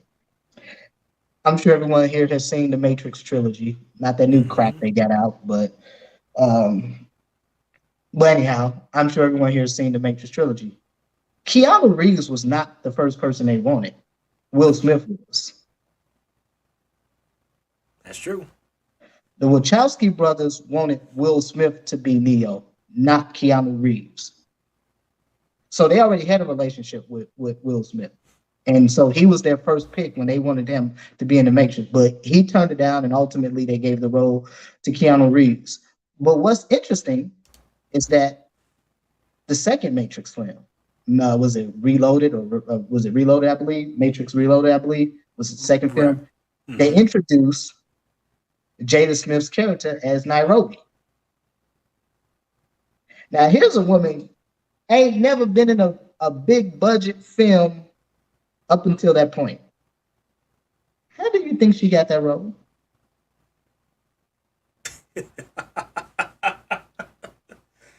Ah, boy. How do you think she got that role? She doesn't have that pull in Hollywood. Her husband does. Last time I checked, Will Smith was in a very small, extremely elite category of Hollywood actors that are megastars, not Both superstars, domestic, yeah, both megastars. domestic and international. Yes, he is an internationally known star. There is not a country you can go to on this planet they don't know Will Smith. They ain't heard of him, his name, don't know who he is, don't know what he looks like. There's not a country you go to where he is not a known entity. And so you think it's a coincidence that they wanted Will Smith to be Neo? He turns it down, they give it to Keanu Reeves, and his wife shows up in the second, in the sequel, and in the third.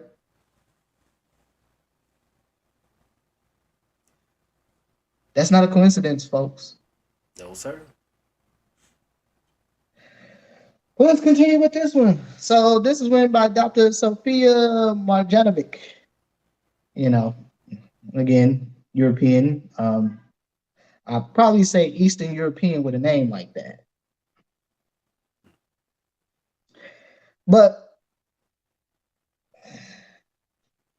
after a whole week of the mainstream media showing a highly qualified black woman getting verbally and emotionally abused as she breaks barriers, Will Smith wasn't having another black woman humiliated in front of the whole world. Let me tell you something. This isn't even a black woman. This is a white woman saying this. Right.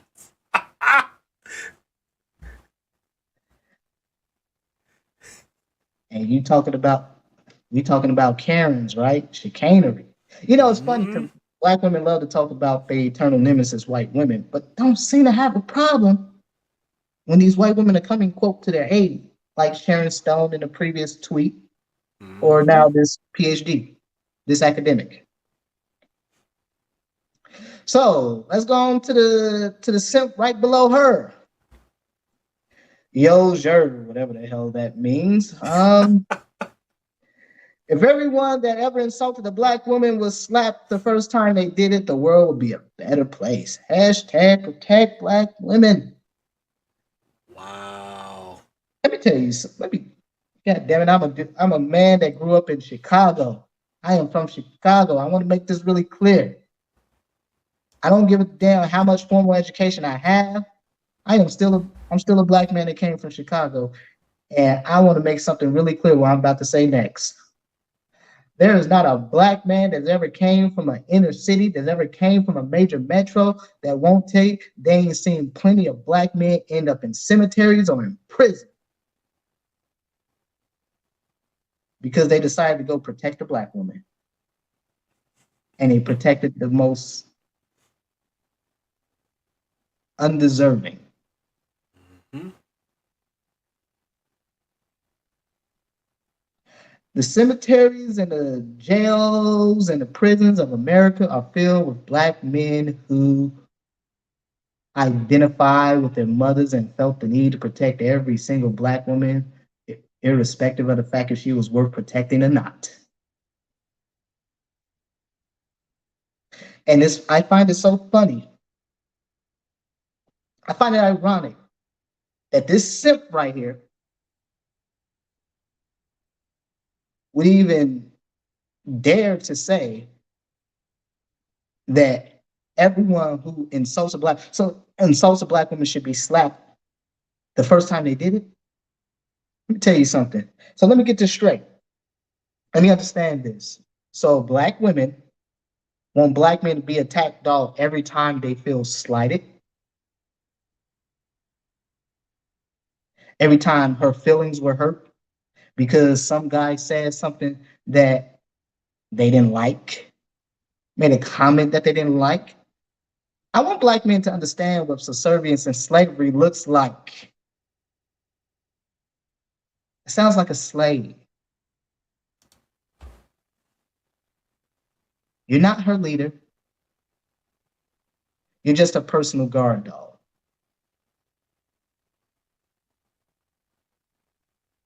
This is what subservience sounds like, black men. This Yo Jer character. Also by the name at Skibo 50, whatever the hell that means.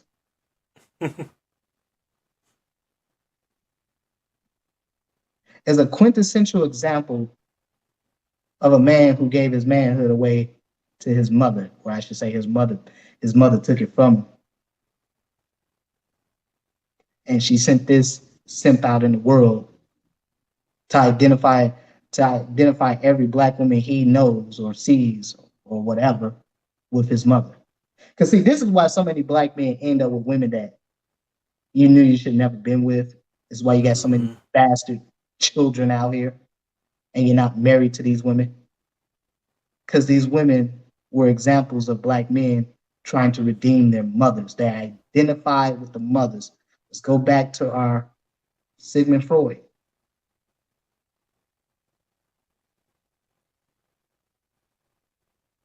Identify with the mothers.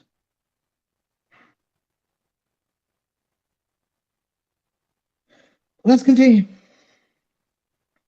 I don't even know what the hell this woman's name is, but I'm looking at the picture and the hairdo. Okay, that's a sight. Yeah, whatever. Those who refuse to apologize and acknowledge the violence of your ancestors against black bodies, but quick to fix your mouth to say violence isn't the answer. What the hell does white supremacy got to do with what Will Smith did to Chris Rock? Wow. I just want you to see the level of crack babies, just the amount of crack babies that are permeating on social media. Whether it's the crack baby above her or this crack baby right here. To completely make an asinine statement that's completely unrelated, the incident was between two black men. One black man victimized another black man, and black people are okay. When everyone knows, anyone that objectively looks at that knows that Chris Rock was put in a very uncompromising position. He would have looked like a complete fool if he set up him and Will Smith are tussling around in front of the world at the Academy Awards. See what folks don't understand. Things between men, things go from 0 to 100 really quickly. Yes, sir. Men don't give each other the leeway they would give a woman talking crap to them.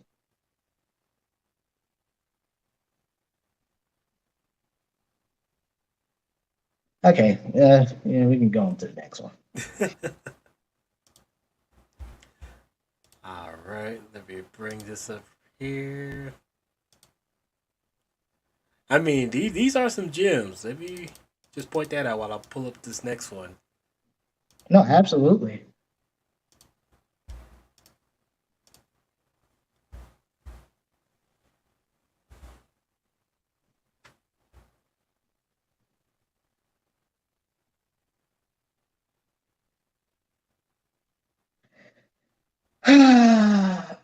So this is by someone named Blicky Bones. You know what truly has me disappointed but not surprised? The fact that no one has apologized to Jada Pinkett. Funny, she doesn't use her full name. She uses her maiden name. Mm-hmm. She was the one humiliated on live TV. So many other people have painted themselves to be victims of an event they weren't party to, but no one has apologized to her. Let's say Chris Rock didn't know she had alopecia before he told that joke. He knows now, and he hasn't said a word of apology to or about her. No matter what does or does not happen to Will, the catalyst for this remains forgotten: the life of a black woman. Let me tell you something. This woman got a head full of weave and the hair coloring all in her damn head. That's not a damn natural hair color. But here's what gets me, Dr. Felix. Okay, so these people are waiting for Chris Rock to apologize.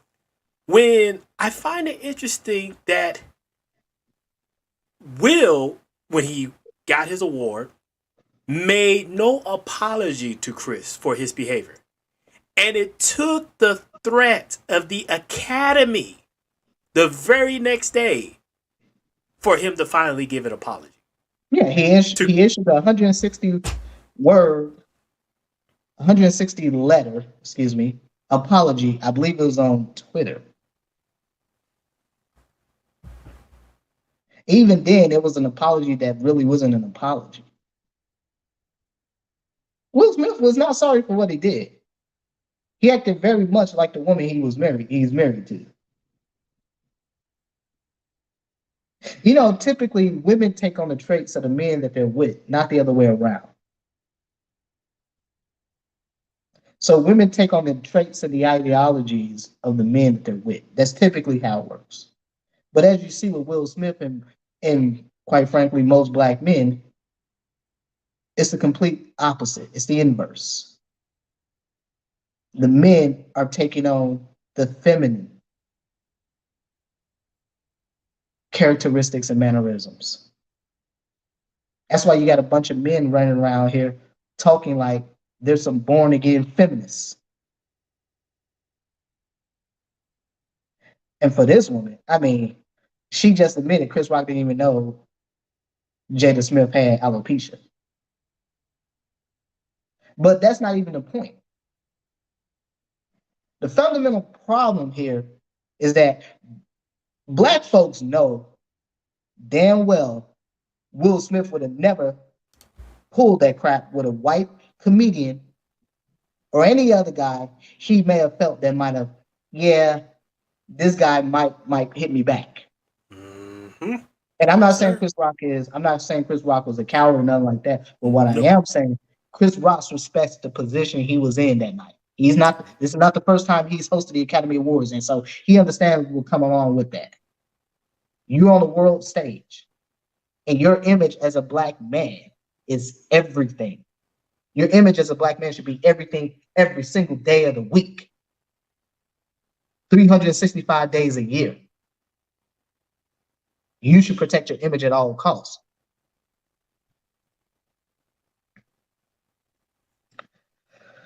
But if you look right below that, young lady, white woman, replied to this tweet here. I guess she replied, I guess, to somebody. I guess she replied to him twice, I guess, whatever. Mm. However, referencing G.I. Jane was not even an insult because she was a strong, beautiful woman who overcame adversity, becoming the first female in the U.S. Navy. How the heck is that a diss? This is a white woman saying. Oh.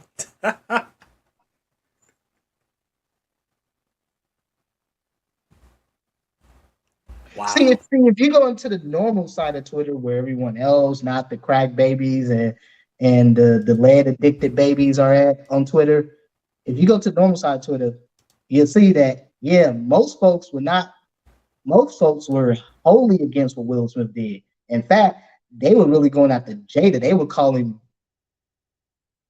they were saying Jada was crying wolf here, which I completely agree. But let's go to the next tweet, myself. This is none other than your boy, Mr. Pro Black Hotep himself. Mm-hmm. Mr. I Nasheed. don't, yeah, I don't normally, like I said, I'm going to make this clear. I don't normally go after specific people, but I want to make something real clear. This is a very asinine statement that he made. White supremacists are mad because Will Smith walked up to someone he had an issue with and handled it with his hands. White supremacists are used to doing cowardly ambush killings because they understand they have an equally cowardly justice system that will protect them. So this was violence perpetuated from one black man to another. He goes on to say, a lot of suspected white supremacists are particularly upset with Will Smith for smacking Chris Rock because many of them thought Will Smith was one of the safe ones. But Huh? here's the interesting thing. Here's the interesting thing. A lot of black folks for years have been saying that Chris Rock is liked more by white people than black people. Right. And truth be told, the same folks that are big up in Will Smith, let's be clear, these rappers and all these other celebrities, including this gentleman here, let's make something really clear. These folks were the same folks calling this dude a cornball and soft back in the 90s. Mm-hmm. When Will Smith was doing his rap, they were calling him the Disney dude. He did the whole Disney thing before your boy Ice Cube did it. We ain't gonna talk about that.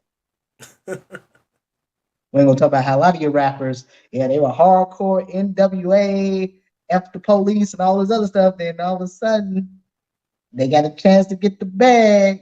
They can get some millions out of it. Oh yeah, I'm Disney. Are we there yet? And all that other stuff, right? But let's be clear about something here. This is not about white supremacy. This is about black folks. And what he's doing right here is deflecting.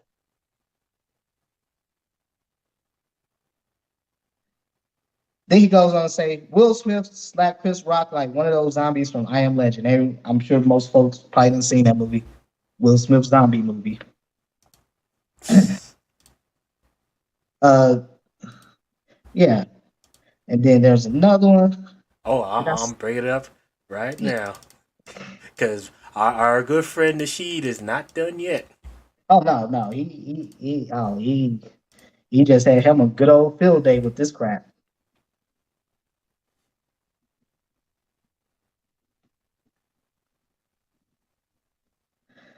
So the Oscars have been giving out Mammy and Sambo Roll Awards for 100 years.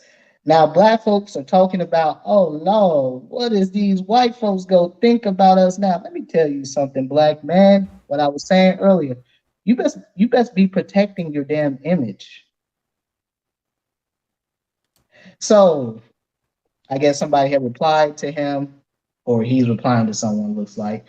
How did we look before last night? Now you notice he got this little meme right here with everybody versus FBA. This has been going on now for a while. You got FBA versus all the African versus all the black immigrants versus the world. Okay. Mm-hmm. So let me tell you something. Most Negroes are cowardly. I got a lot of friends, a lot of guys I knew from my military days. They're in law enforcement, not just police, but they're in federal law enforcement agencies, and they will tell you in a cinch. Negroes will tell on each other in a second. Most of these dudes that are putting up the front as if they are one, they can kick any and everyone's butt, are the main ones opening their mouths, telling all the business, telling on everyone. The main ones that are quite cowardly. And how did we look before last night? And who do we look bad to? I'm not sure folks understand, and he was replying to this guy. I'm not sure folks understand how bad we look after last night.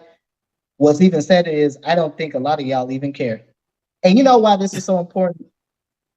Because again, this is the first Academy Awards that was 100% produced from top to bottom by black folks. This was spearheaded by Will Packard. Mm-hmm. The funny part is, Tariq Nasheed knows Will Packard.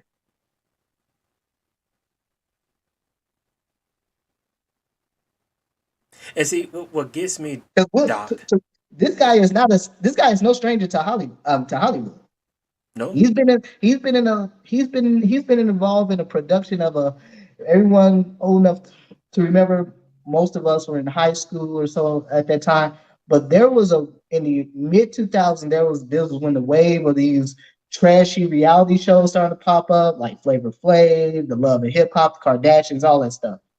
He was behind one called Charm School that was hosted by Monique, the comedian Monique. Hmm.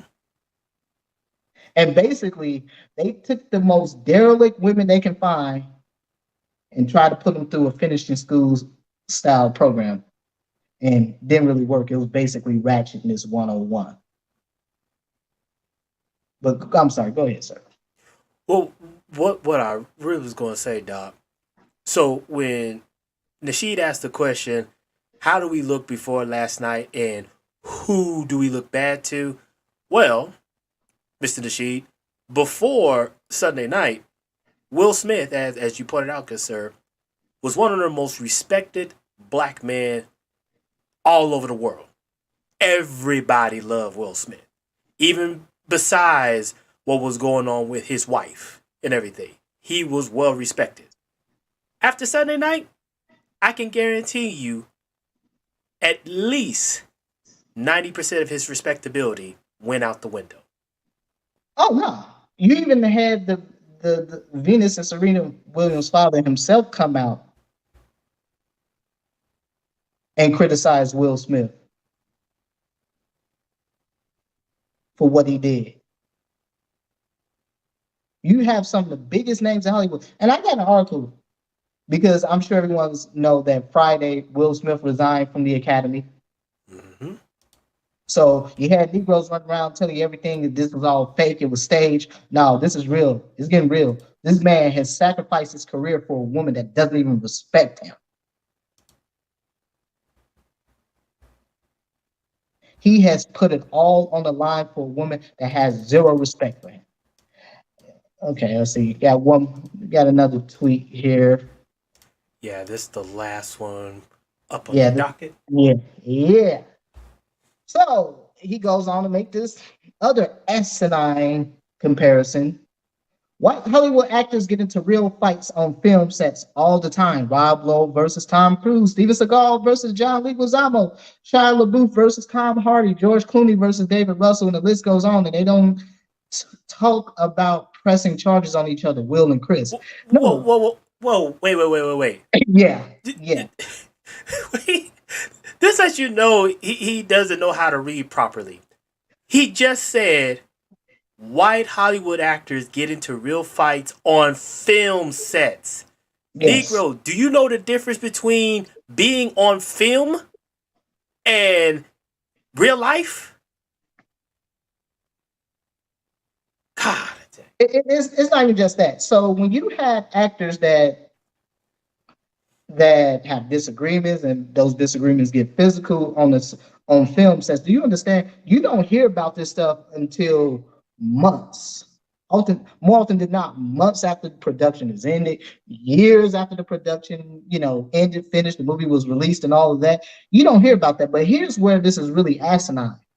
A film set is not the same as an as an award show that's internationally televised Right. in real time. See, film sets are closed entities. Only certain people get in, and only certain people are purview to what goes on. So you don't hear about these things until more often than not, long after these events have occurred. It's not in front of the world. You don't see Tom Cruise and Rob Lowe fight each other in front of the world. You sure as hell don't see Steven Seagal and John Leguizamo fighting each other.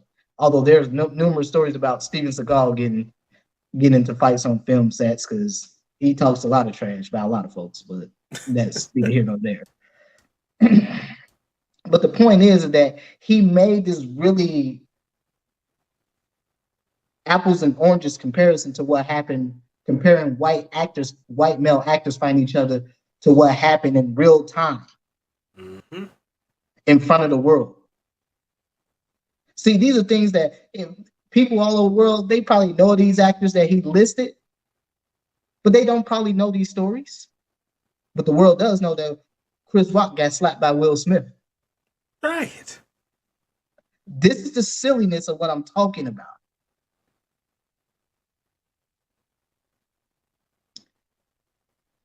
Jim Carrey said he thinks Hollywood is spineless for giving Will Smith a standing ovation at the Oscars after Will's altercation with Chris Rock. Did Jim Carrey forget he threw a glass bottle at another actor behind the scenes on a film set in Hollywood?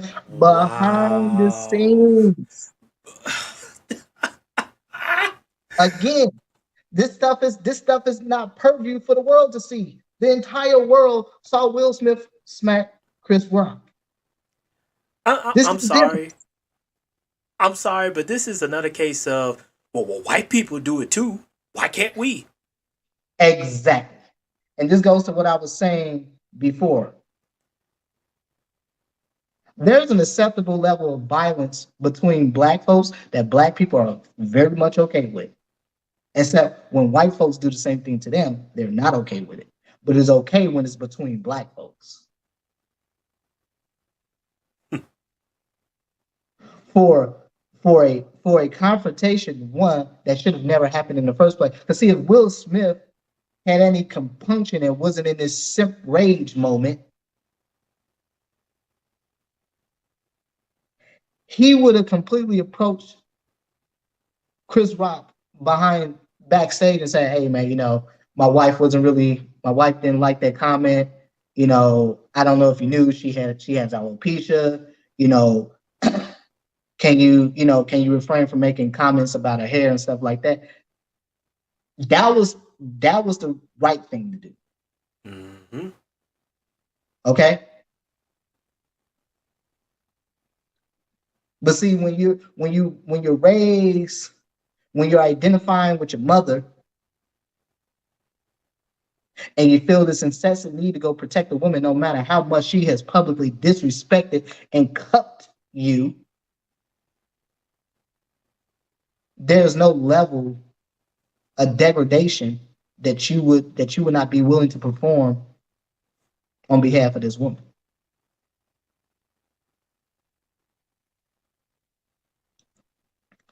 Then he was responding to Alec Baldwin, calling the Oscars Jerry Springer show. At the on stage, like, do you I want black folks to understand this. Let me rephrase it. I want black men to understand this. 94 years the Oscars has been happening. 94 years. And you have never once ever seen a situation like this happen. Not once. No. Not once. No, sir. And it's only when they gave free production brain to black folks do Negroes go screw it up.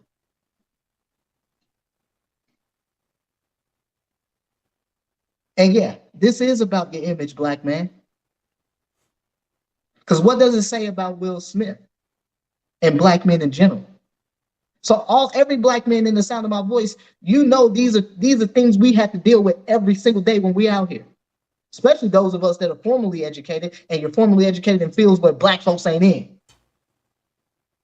Where you have to fight these damn stereotypes. You have to fight these images that people have of black folks. You can't be a black man that's just smart. Oh no, you got to be a nerd, because black folks are good for calling us they're intelligent among nerds. Mm-hmm. No, you got to fight a litany of stereotypes, not just from non-black people, but really from within.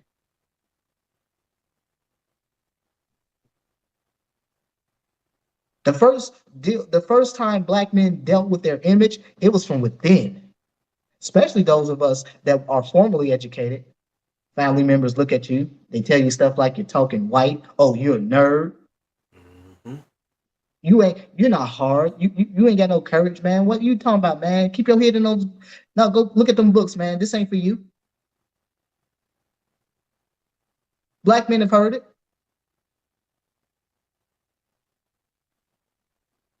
We've heard it. Certainly, we've heard it in these black YouTube spaces. Yep. Where some buck dancing sambo baby daddy bastard baby making clown wants to try to flex his masculinity, if you will, on a educated black man because oh he ain't hard because he didn't grow up on the street. Man, let me tell you something. Chris Rock is a guy that comes from that New Jersey, New York area. Hmm. And if you heard what his brother said, look, his brother, Chris Rock is Eddie Murphy and Tony Rock is Charlie Murphy. Does anybody remember Charlie Murphy before the brother passed away years ago? Oh yeah. He had, I believe he had leukemia, if I remember correctly. Hmm. Everybody knew back in the days in Hollywood when it was Will Smith and when it was Eddie Murphy and Charlie Murphy, everybody knew Charlie Murphy was the muscle. He was the Yep. military veteran. He was a Navy veteran, and he was the muscle. He was the guy you didn't mess with. You didn't pull it with him. And the same is true of Tony Rock and Chris Rock. And not saying that Chris Rock is a coward or punk or nothing like that. No, but what I am saying is that these are dudes who come from environments they know how to move. Hmm. And I don't think for one moment Chris Rock was a guy that wasn't afraid to throw some hands. I don't think that was what was going on here. But Chris Rock understood that the image of a black man was at stake here. And yeah, some might say he took an L because this publicly happened. I don't see it as that. Because again, the world isn't talking about Chris Rock took an L. The world is talking about just how unhinged Will Smith looked. Right. He looked emotionally unstable and unhinged. That's what the world is talking about. The world isn't saying Chris Rock looked like a coward because he didn't slap Will back or he didn't fight him back. No. Everyone's seeing Will Smith as an emotional, unhinged man. And this type of behavior is coming from a man who has carefully crafted his public image over the decades. Will Smith was considered a black man who was very disciplined. Hmm. If anything, he was probably maybe even considered the model of discipline. Although I don't know if I necessarily agree with that. But certainly within the Hollywood scene, he was very much considered a very disciplined man, very focused. He knew his purpose. But the problem is, he allowed himself to be emotionally manipulated by an enchantress.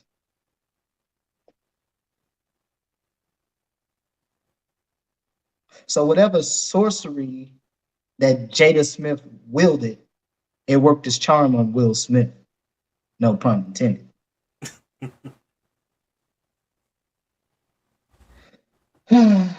All right, sir. You know, you know,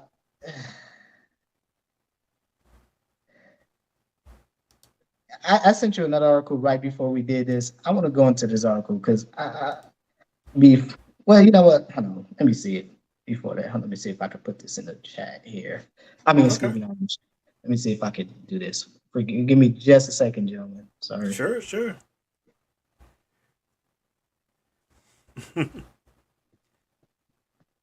Jarrell 28 will have to prove he was a real blank blank in front of his wife. Very All true. right. Yeah. Let's see. Let's see here. Let's see if I can do this here. Hmm. Because I really want black men to hear this because this is really worth examining.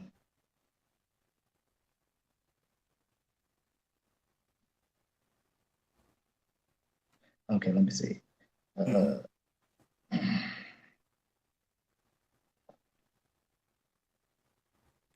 okay. Let's see here. Yeah. Let me see. Forgive me, gentlemen.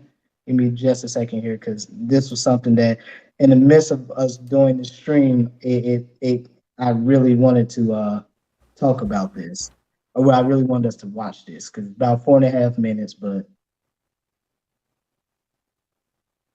okay, let's do this. All right, so I sent you a link to your email if you don't mind playing that, and then we'll Yeah. go into the last segment of this, and we'll be done for the night. Excuse me, gentlemen. I'm sorry. My allergies have just been crazy this week. Well, the past couple weeks. But Okay, let's see. Yep, here it is. Pull it up.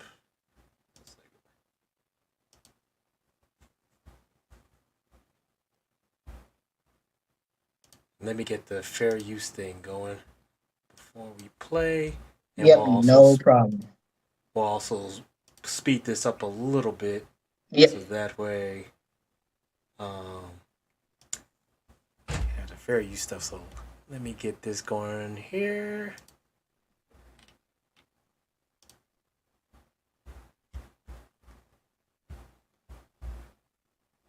Just really quickly, to the gentleman in the chat, leftism has not poisoned Black women. You can't poison something that you can't poison a well that was already poisoned. That is You true. can't. You cannot put something in their heads that wasn't always there. This black man hate did not come from leftism. This black man hate came from their mothers and their grandmothers and their aunts.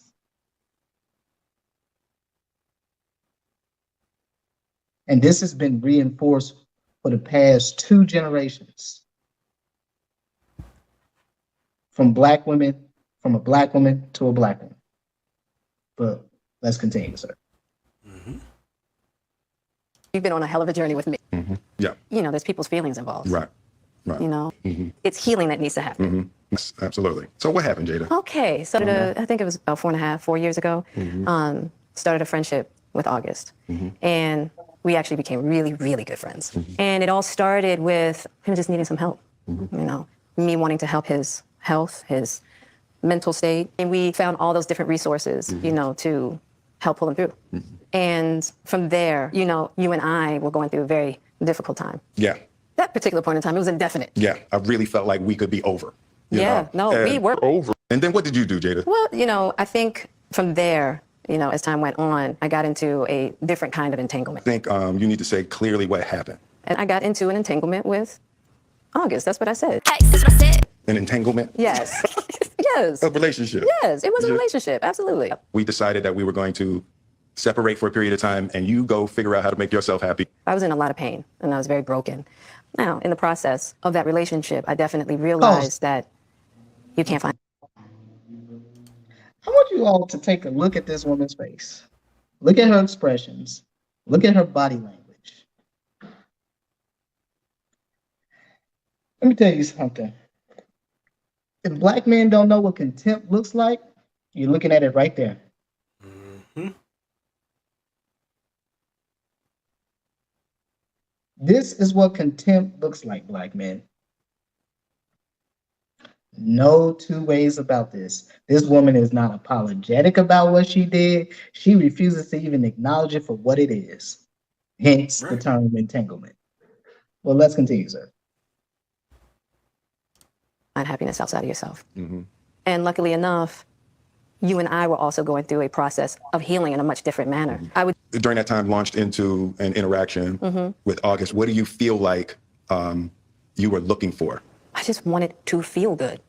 It had been so long since I felt good. Husband, now I got to be with you at the press conference while you like tell the world about your transgressions. Well, Like I love my baby. I'm gonna stand by my baby no matter what. you know, I definitely understand why it would look that way or feel that way, but I actually don't look at it as a transgression at all. Through that particular journey, I learned. Wow. I just want There to you pause go. real quick. And she said it with a straight face. She is like, I don't Now, that, even to look the at. gentleman in the chat, that is narcissism right there. Right. That is not just narcissism. That is psychopathy. Right. That's a psychopath. Yes.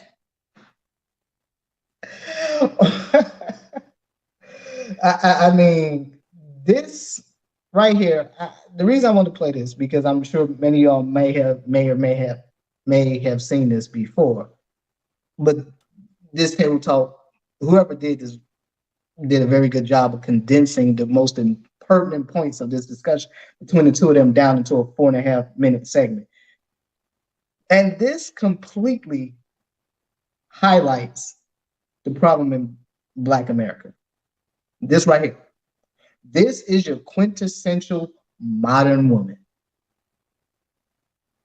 Psychopathic, sociopathic, has traits and characteristics of both. Narcissistic, which you oftentimes see that with psychopathy and even sociopathy. They tend to be stable mates. But more importantly, you see a woman that is unrepentant, unapologetic, and Will Smith completely went along with it. So you see a man who's right here being cucked in real time. He makes the statement that, yes, I'm the dutiful spouse that goes along with you on the press conference, or me paraphrasing here. Here's a man that's worth damn near $500 million. Mm-hmm. She's telling you some bull crap that she's healing. She didn't know what she wanted. Let me tell you something. Nobody would know who the hell Jada Smith is right now. She didn't have the last name Smith, and he didn't marry this woman. This woman would be being really nice here. She would be a B-list actress at best. Running around still complaining about men she had 20 years ago, like Vivica Fox.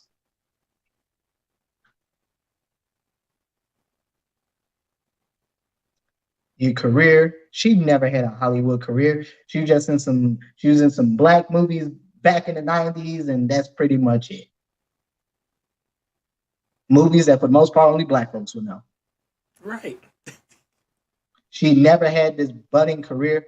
But this isn't the true believer. Not, gentlemen, it gets worse. Because let's finish this up, and I'm going to present to you something even more egregious. Oh yeah, I'm looking forward to our next item coming up. But yeah. Yeah. Learned so much about myself and was able to really confront a lot of emotional immaturity, emotional insecurity, and I was really able to do some really deep healing. It was really a joy to just help heal somebody. Let me. Because I wasn't sure I was ever going to speak to you. Can you pause that for a second? Because this is really important. See, when you're a successful black man and you're married to a black woman who has contempt for you, that's what you just heard. The contempt. She has lived in this man's shadow the entire time she's been with him. He is the star. She is not. And she's been grasping for that stardom for decades. Yep. And when she couldn't get it, she married a productive simp. And she got it vicariously through him. She got her stardom and fame vicariously through him. So did his children. But what you're hearing is a woman who has utter contempt for the man who gave her a life that most women can only dream of. Do you understand that Will Smith, the Smiths don't even like flying? I want to make something really clear. This man has a 40-car collection. Mm-hmm. Has a collection of 40 cars. In fact, August Alsina in his song he wrote about entanglements, he talked about it. So I want to make something really clear here. Will Smith, August Alsina was living with them. If anyone didn't know, he was living with them at the time all this was going on with him and Jada. Mm-hmm. But let's continue because we're gonna go into this. But let's continue.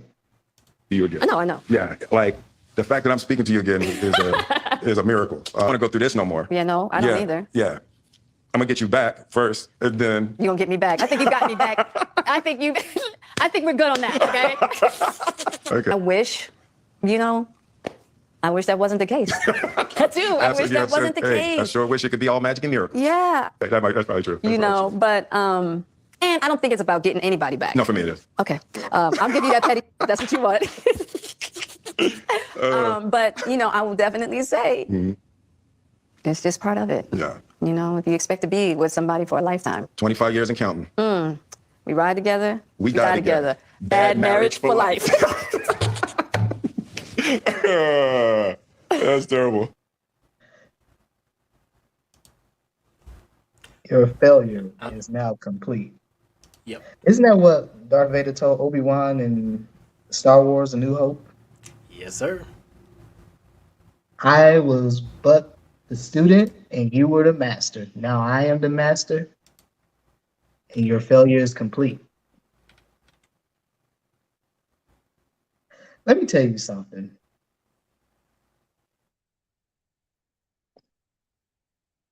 You are a $500 million man, and you're a woman who owes every bit of fame and wealth and literally every penny she has because of you. And for him to get up there and publicly make a mockery of not just their marriage, but marriage in general.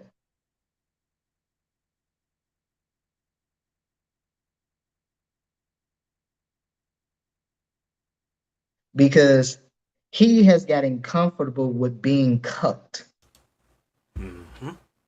He has accepted his place in her life, his position in her life, when it should be the other way around. See, here's a man that has access to literally any woman he wants.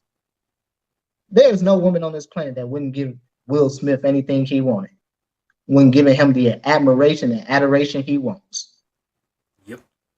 But he wants it from this being, this woman that's sitting across this table from him. Let's bring up the article I sent you right before we started this. Oh, yeah. Already. Yeah, because this, oh God.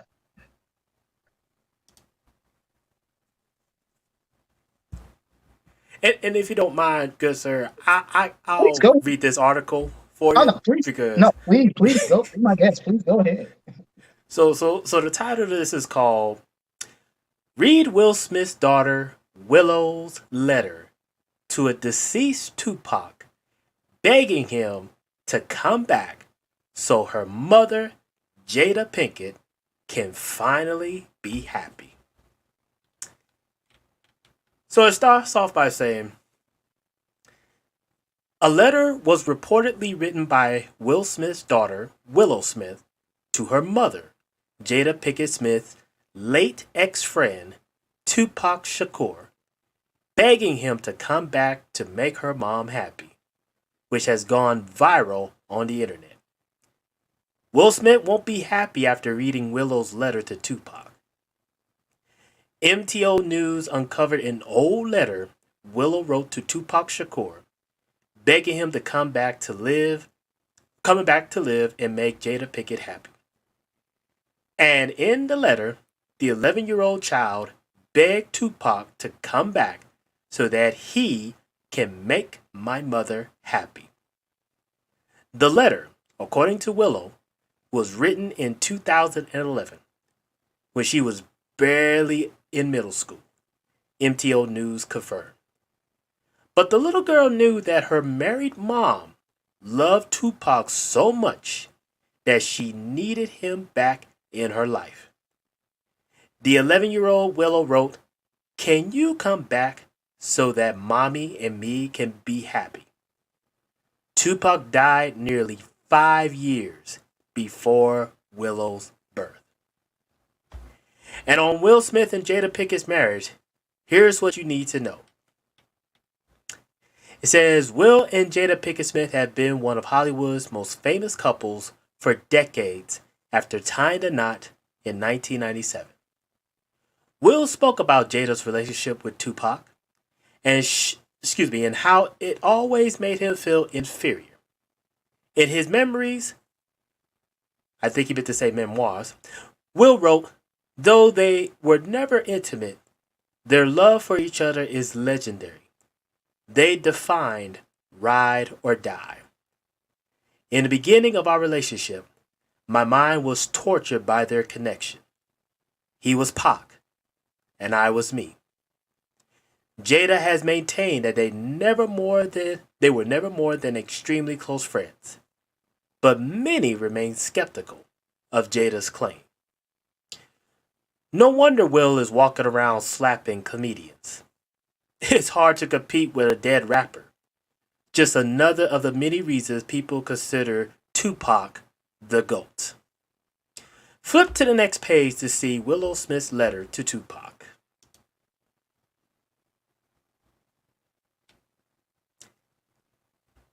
The letter says, "Dear Tupac, I know you're alive someplace. I think that my mommy really misses you. Can you please come back? Can you come back so my mommy and me can be happy? I wish you were here. I really do. Love, Willow."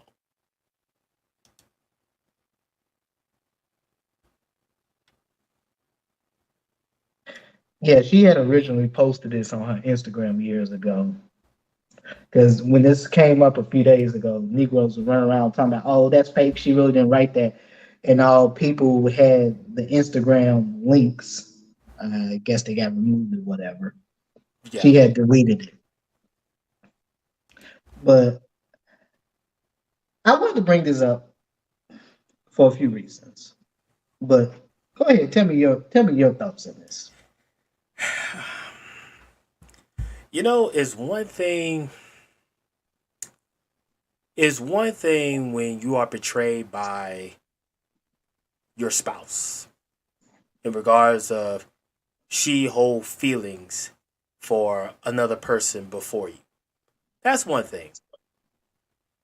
But you really have to be down on your luck when your own flesh and blood, your own child, is writing a letter to another person, let alone a dead person, asking them, could you please come back so you can make my mom or my dad happy?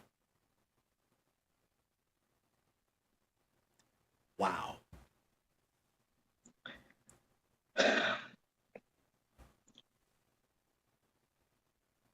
Remember what I said about the order in which of importance Will is in Jada's life, where I say he's not even a tertiary, he is a quaternary position. Number one has always been Tupac. He has lived in the shadow of Tupac their entire relationship.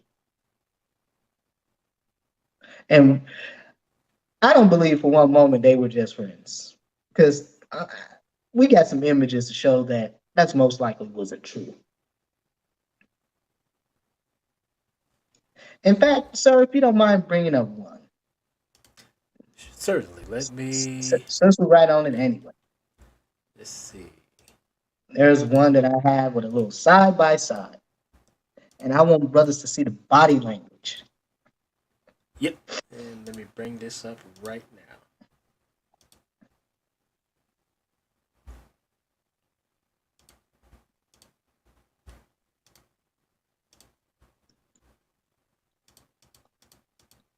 Brothers, let me tell you something. You know what this reminds me of? Anyone ever heard of a couple called Russell and Sierra Wilson? Yes,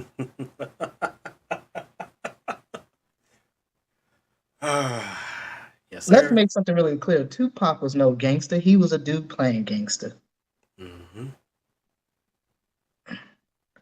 I don't give a damn how many greatest hits he had. I don't care. He was not a gangster. He was a guy playing gangster. But just look at the body language in these side by side photos. Now, obviously, the picture on your right, you're looking at where Jada and Tupac. You see, obviously, it was taken in the early '90s. Mm-hmm. This picture here on their left, where her and Will Smith. Look at it. You can clearly tell she's not feeling Will Smith in this photo. Now they're married, obviously, But you can clearly tell her attention isn't centered on him. Nope. But if you look at the photo with her and Tupac, you can clearly tell the one thing that so many black men are denied in relationships with black women. She admires this man. Yes. She has admiration for him. You can see it. Do you go tell me best friends hug on each other like that? Because there's a real strong. There certainly seems to be some sexual tension between her and Tupac in that photo. Mm-hmm. But I want to make this really clear to black men. Look at her face. Look at the smile. Look at the soft features. She looks very soft and demure. Versus the photo she's with Will Smith. She looks she looks kind of edgy, on edge. Almost looks uncomfortable. Mm-hmm. She's not even embracing him. In fact, it would appear that he most likely has his arm around the small of her back. But she's not even looking into the camera. She's looking away. She's looking off to the side. But with the picture with her and Tupac, you can see they're both staring into the camera, staring at whoever took the photo. You know, she's smiling. She couldn't be any happier, any gleeful. And this is what black men need to watch out for. You need to watch out for these cute little hood chicks that have these very dubious dating histories. But see, a lot of black men have psychologically aligned themselves with their mothers that they find this behavior she's exhibiting with Tupac to be completely acceptable versus she's never showed that man that kind of deference a day in their damn marriage.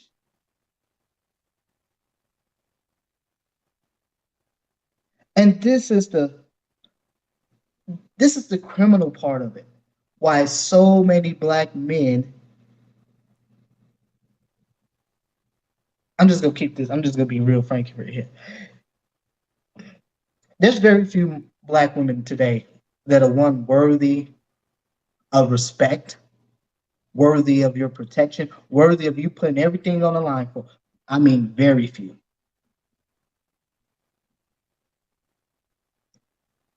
One can argue, say that's women in general, but specifically for black women, because this is the height of disrespect, where she showed Tupac a level of love and admiration and deference she has never shown Will. She'd have never, had Tupac still been alive today, I highly doubt those two would be together. One. Oh yeah. She'd probably be a baby mama. But she'd have never disrespected Tupac like that. But look at how she disrespects her $500 million man. He's a 1% of a 1%. So much for being a high value man.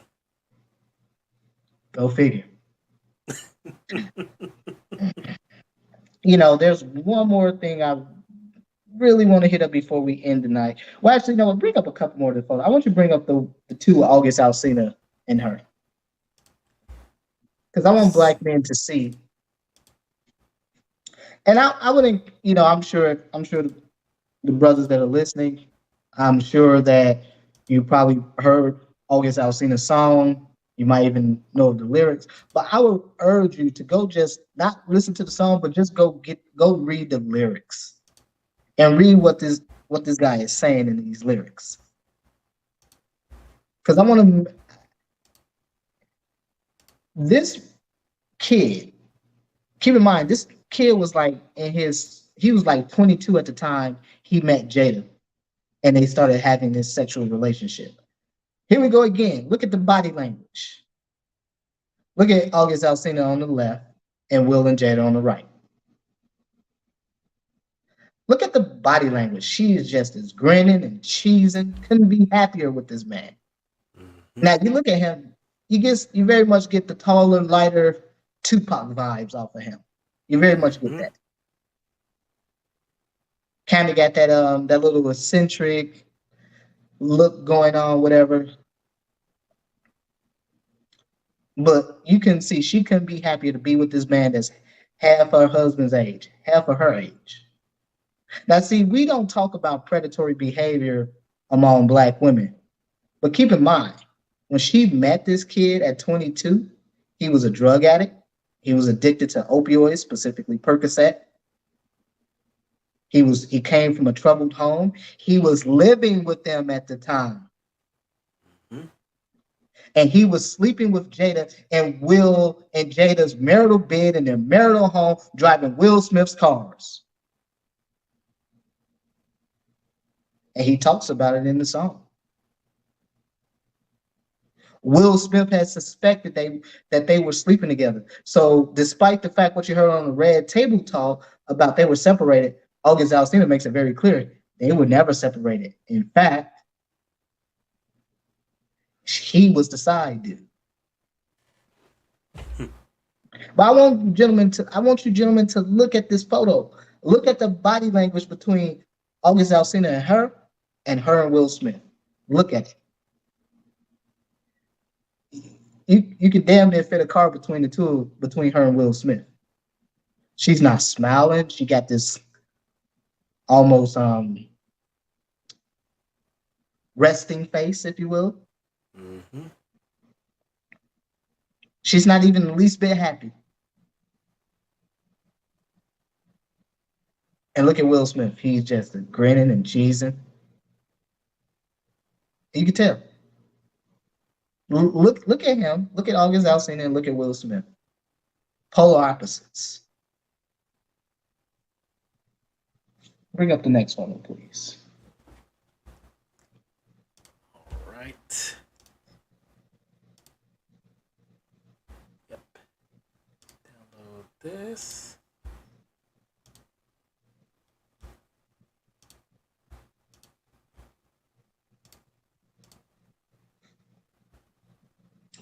So this is another photo.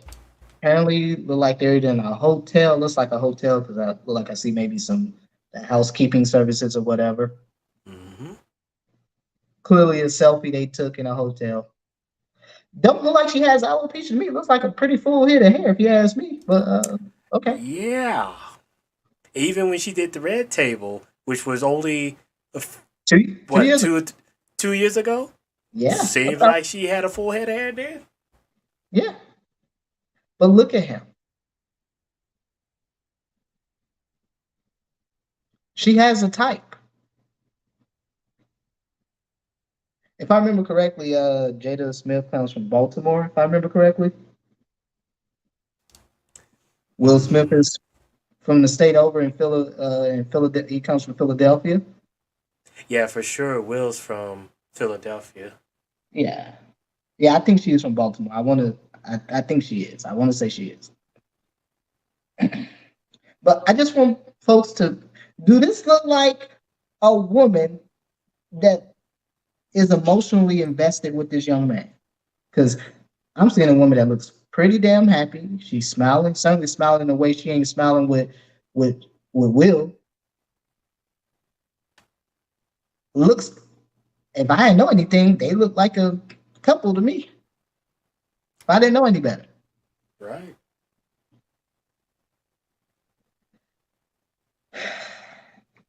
You know, black men, I don't think we need to do any more because it's kind of getting late here. But I think I pretty much touched on what I wanted to touch. I had more, and believe me, I can go on for all night about this. But you know, as a set aside, I really want to thank you, Sigma, for having me tonight. Oh, my pleasure. Because this was a last moment thing that Mr. Jones set up for me to come on and talk and certainly talk about this issue.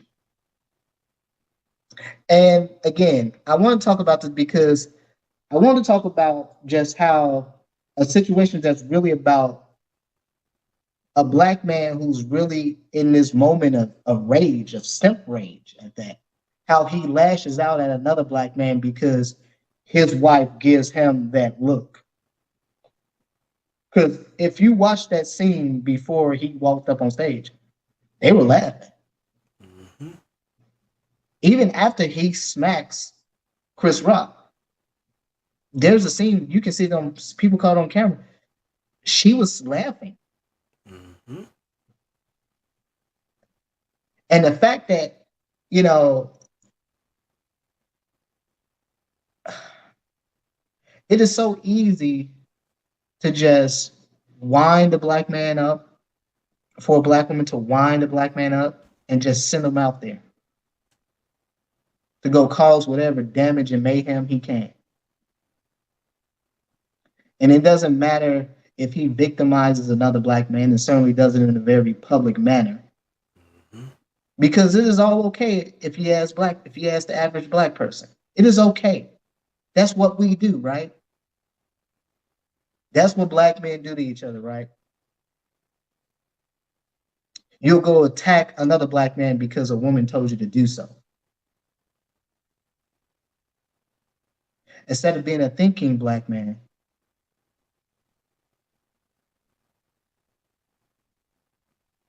and saying, well, yeah, there's a better way I can handle this other than trying to fight this man on a moment that should be my most triumphant night of my career. Now, keep in mind, Will Smith's career has pretty much been kind of been on a downhill trajectory for a while. Mm-hmm. You haven't seen him in any big budget films in years.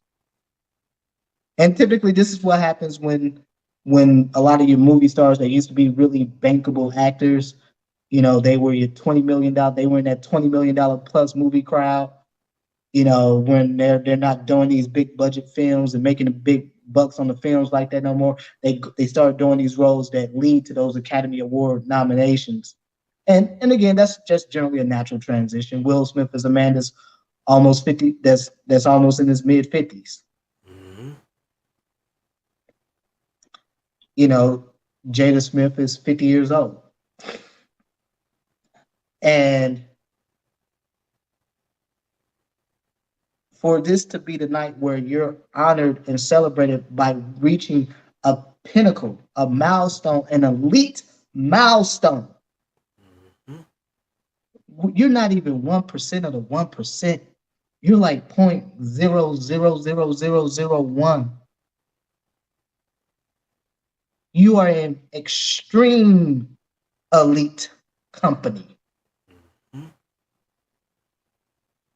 For black men in the entire history of filmography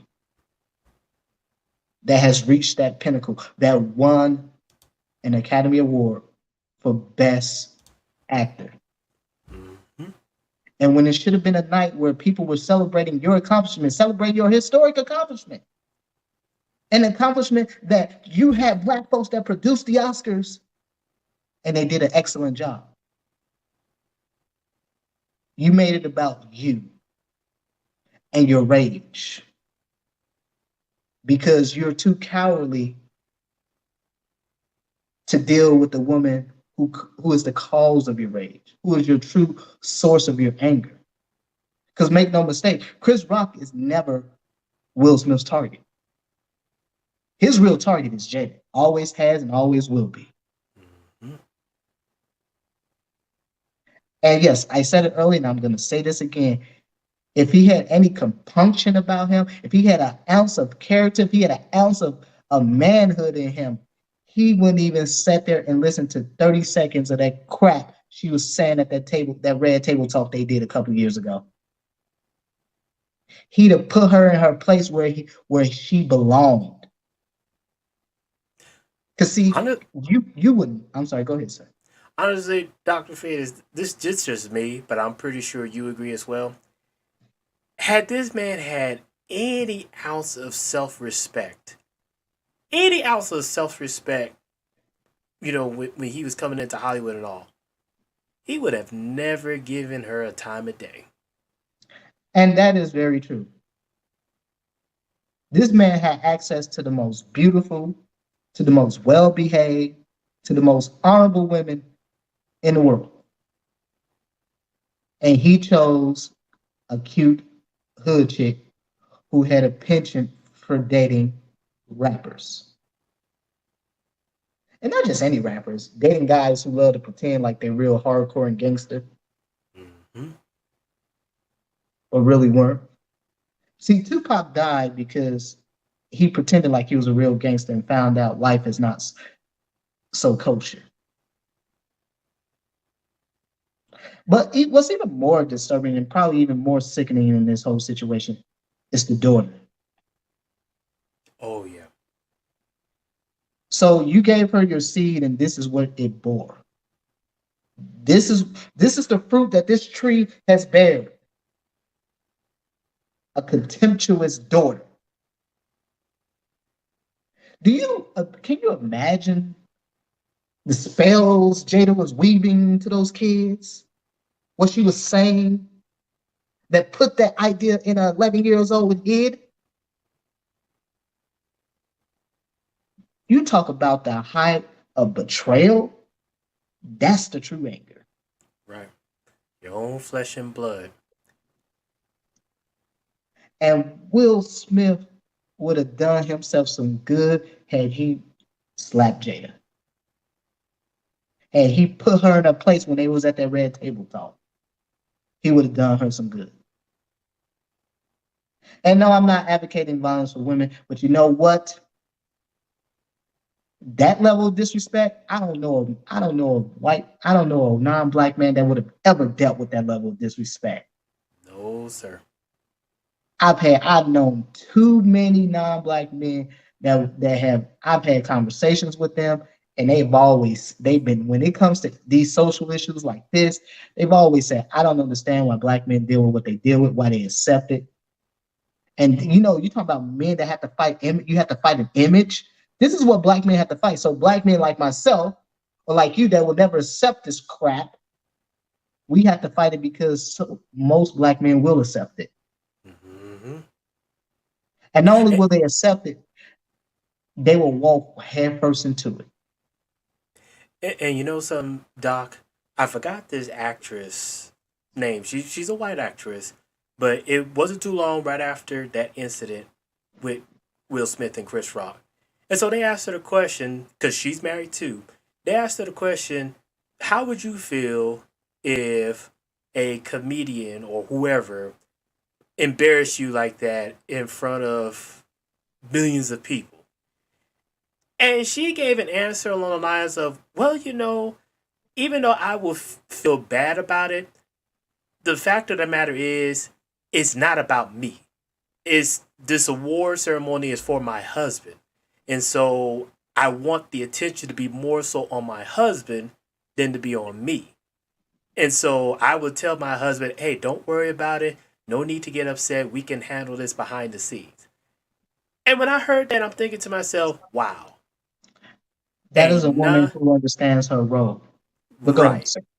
Oh no, you pretty much hit it right there. She understood her role, her place, and she is content with that. Absolutely.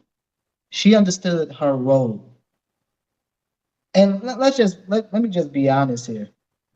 A woman that actually cares about you and respects you and admires you, she would never let you go out there and wreck your career over a damn joke. No, sir. She would never let you go out there and publicly make a fool of yourself. A woman that really, truly believes in you and really, truly cares about you and cares about what you have done and the accomplishments you have and what those accomplishments mean, not just for you, but for her and you and her as family, will never let you do something like that. No, sir. That's what a woman is supposed to do. She is supposed to help temper you. Okay? She is that yin to your yang. See, a woman that's truly feminine, she understands, yes, men are like that.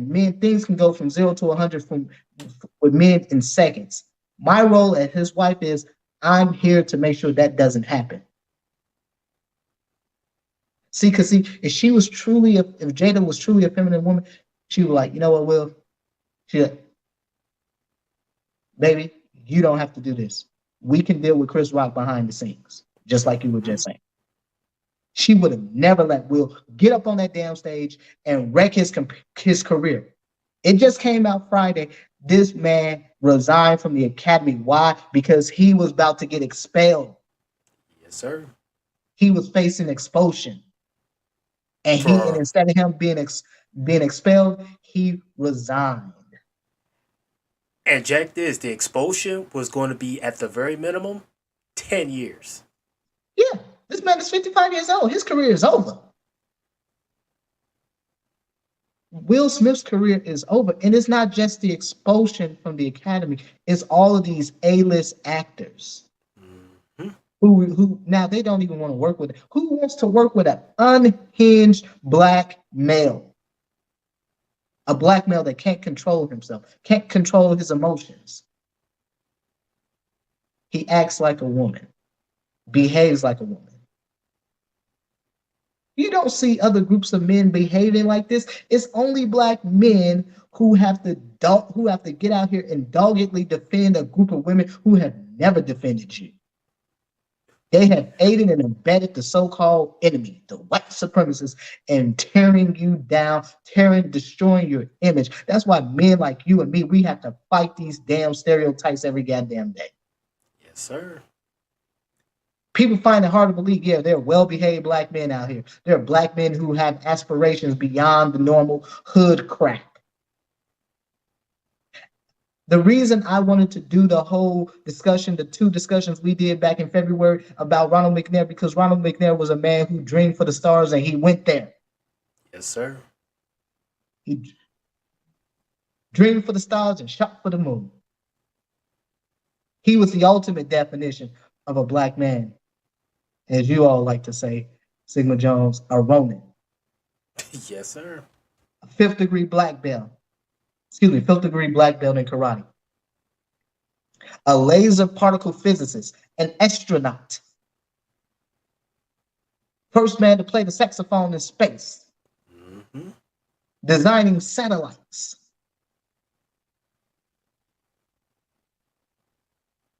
But you don't hear this. Black folks like crap like Will and Jada. Two dysfunctional people. One man led by his woman, who's a virtual sociopath and psychopath, who's an emotional manipulator. And the truth be told, she is probably if you looked it up, her face should be right next to the definition. She is a textbook narcissist.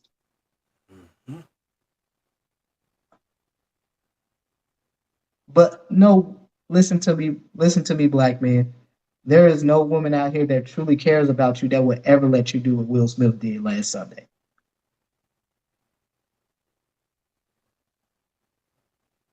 If a woman will let you go out there and destroy everything you spent your entire damn life, this man is 53 years old. Will Smith Will Smith has been acting since he was in his late teens. This man has spent the better part of damn near 4 decades in Hollywood. He has meticulously crafted an image for himself that he allowed a woman to destroy in one night. And this story rings true for so many black men. How many black men have destroyed their livelihoods, have destroyed their careers, have had everything taken from them because they could not control their emotions when it came to a woman? Because they refused to put a black woman in her damn place. You refused to walk away from a woman who, they got married in LA, which means he probably would lose everything. He would, well, I ain't gonna say lose everything. She would probably take half of what he has because I don't think they have a prenup. But you know what? A peace of mind is worth everything in this world. Peace of mind and dignity. Exactly. And he allowed one woman, a ghost of a dead rapper, a side dude, and his own progeny to take that from him.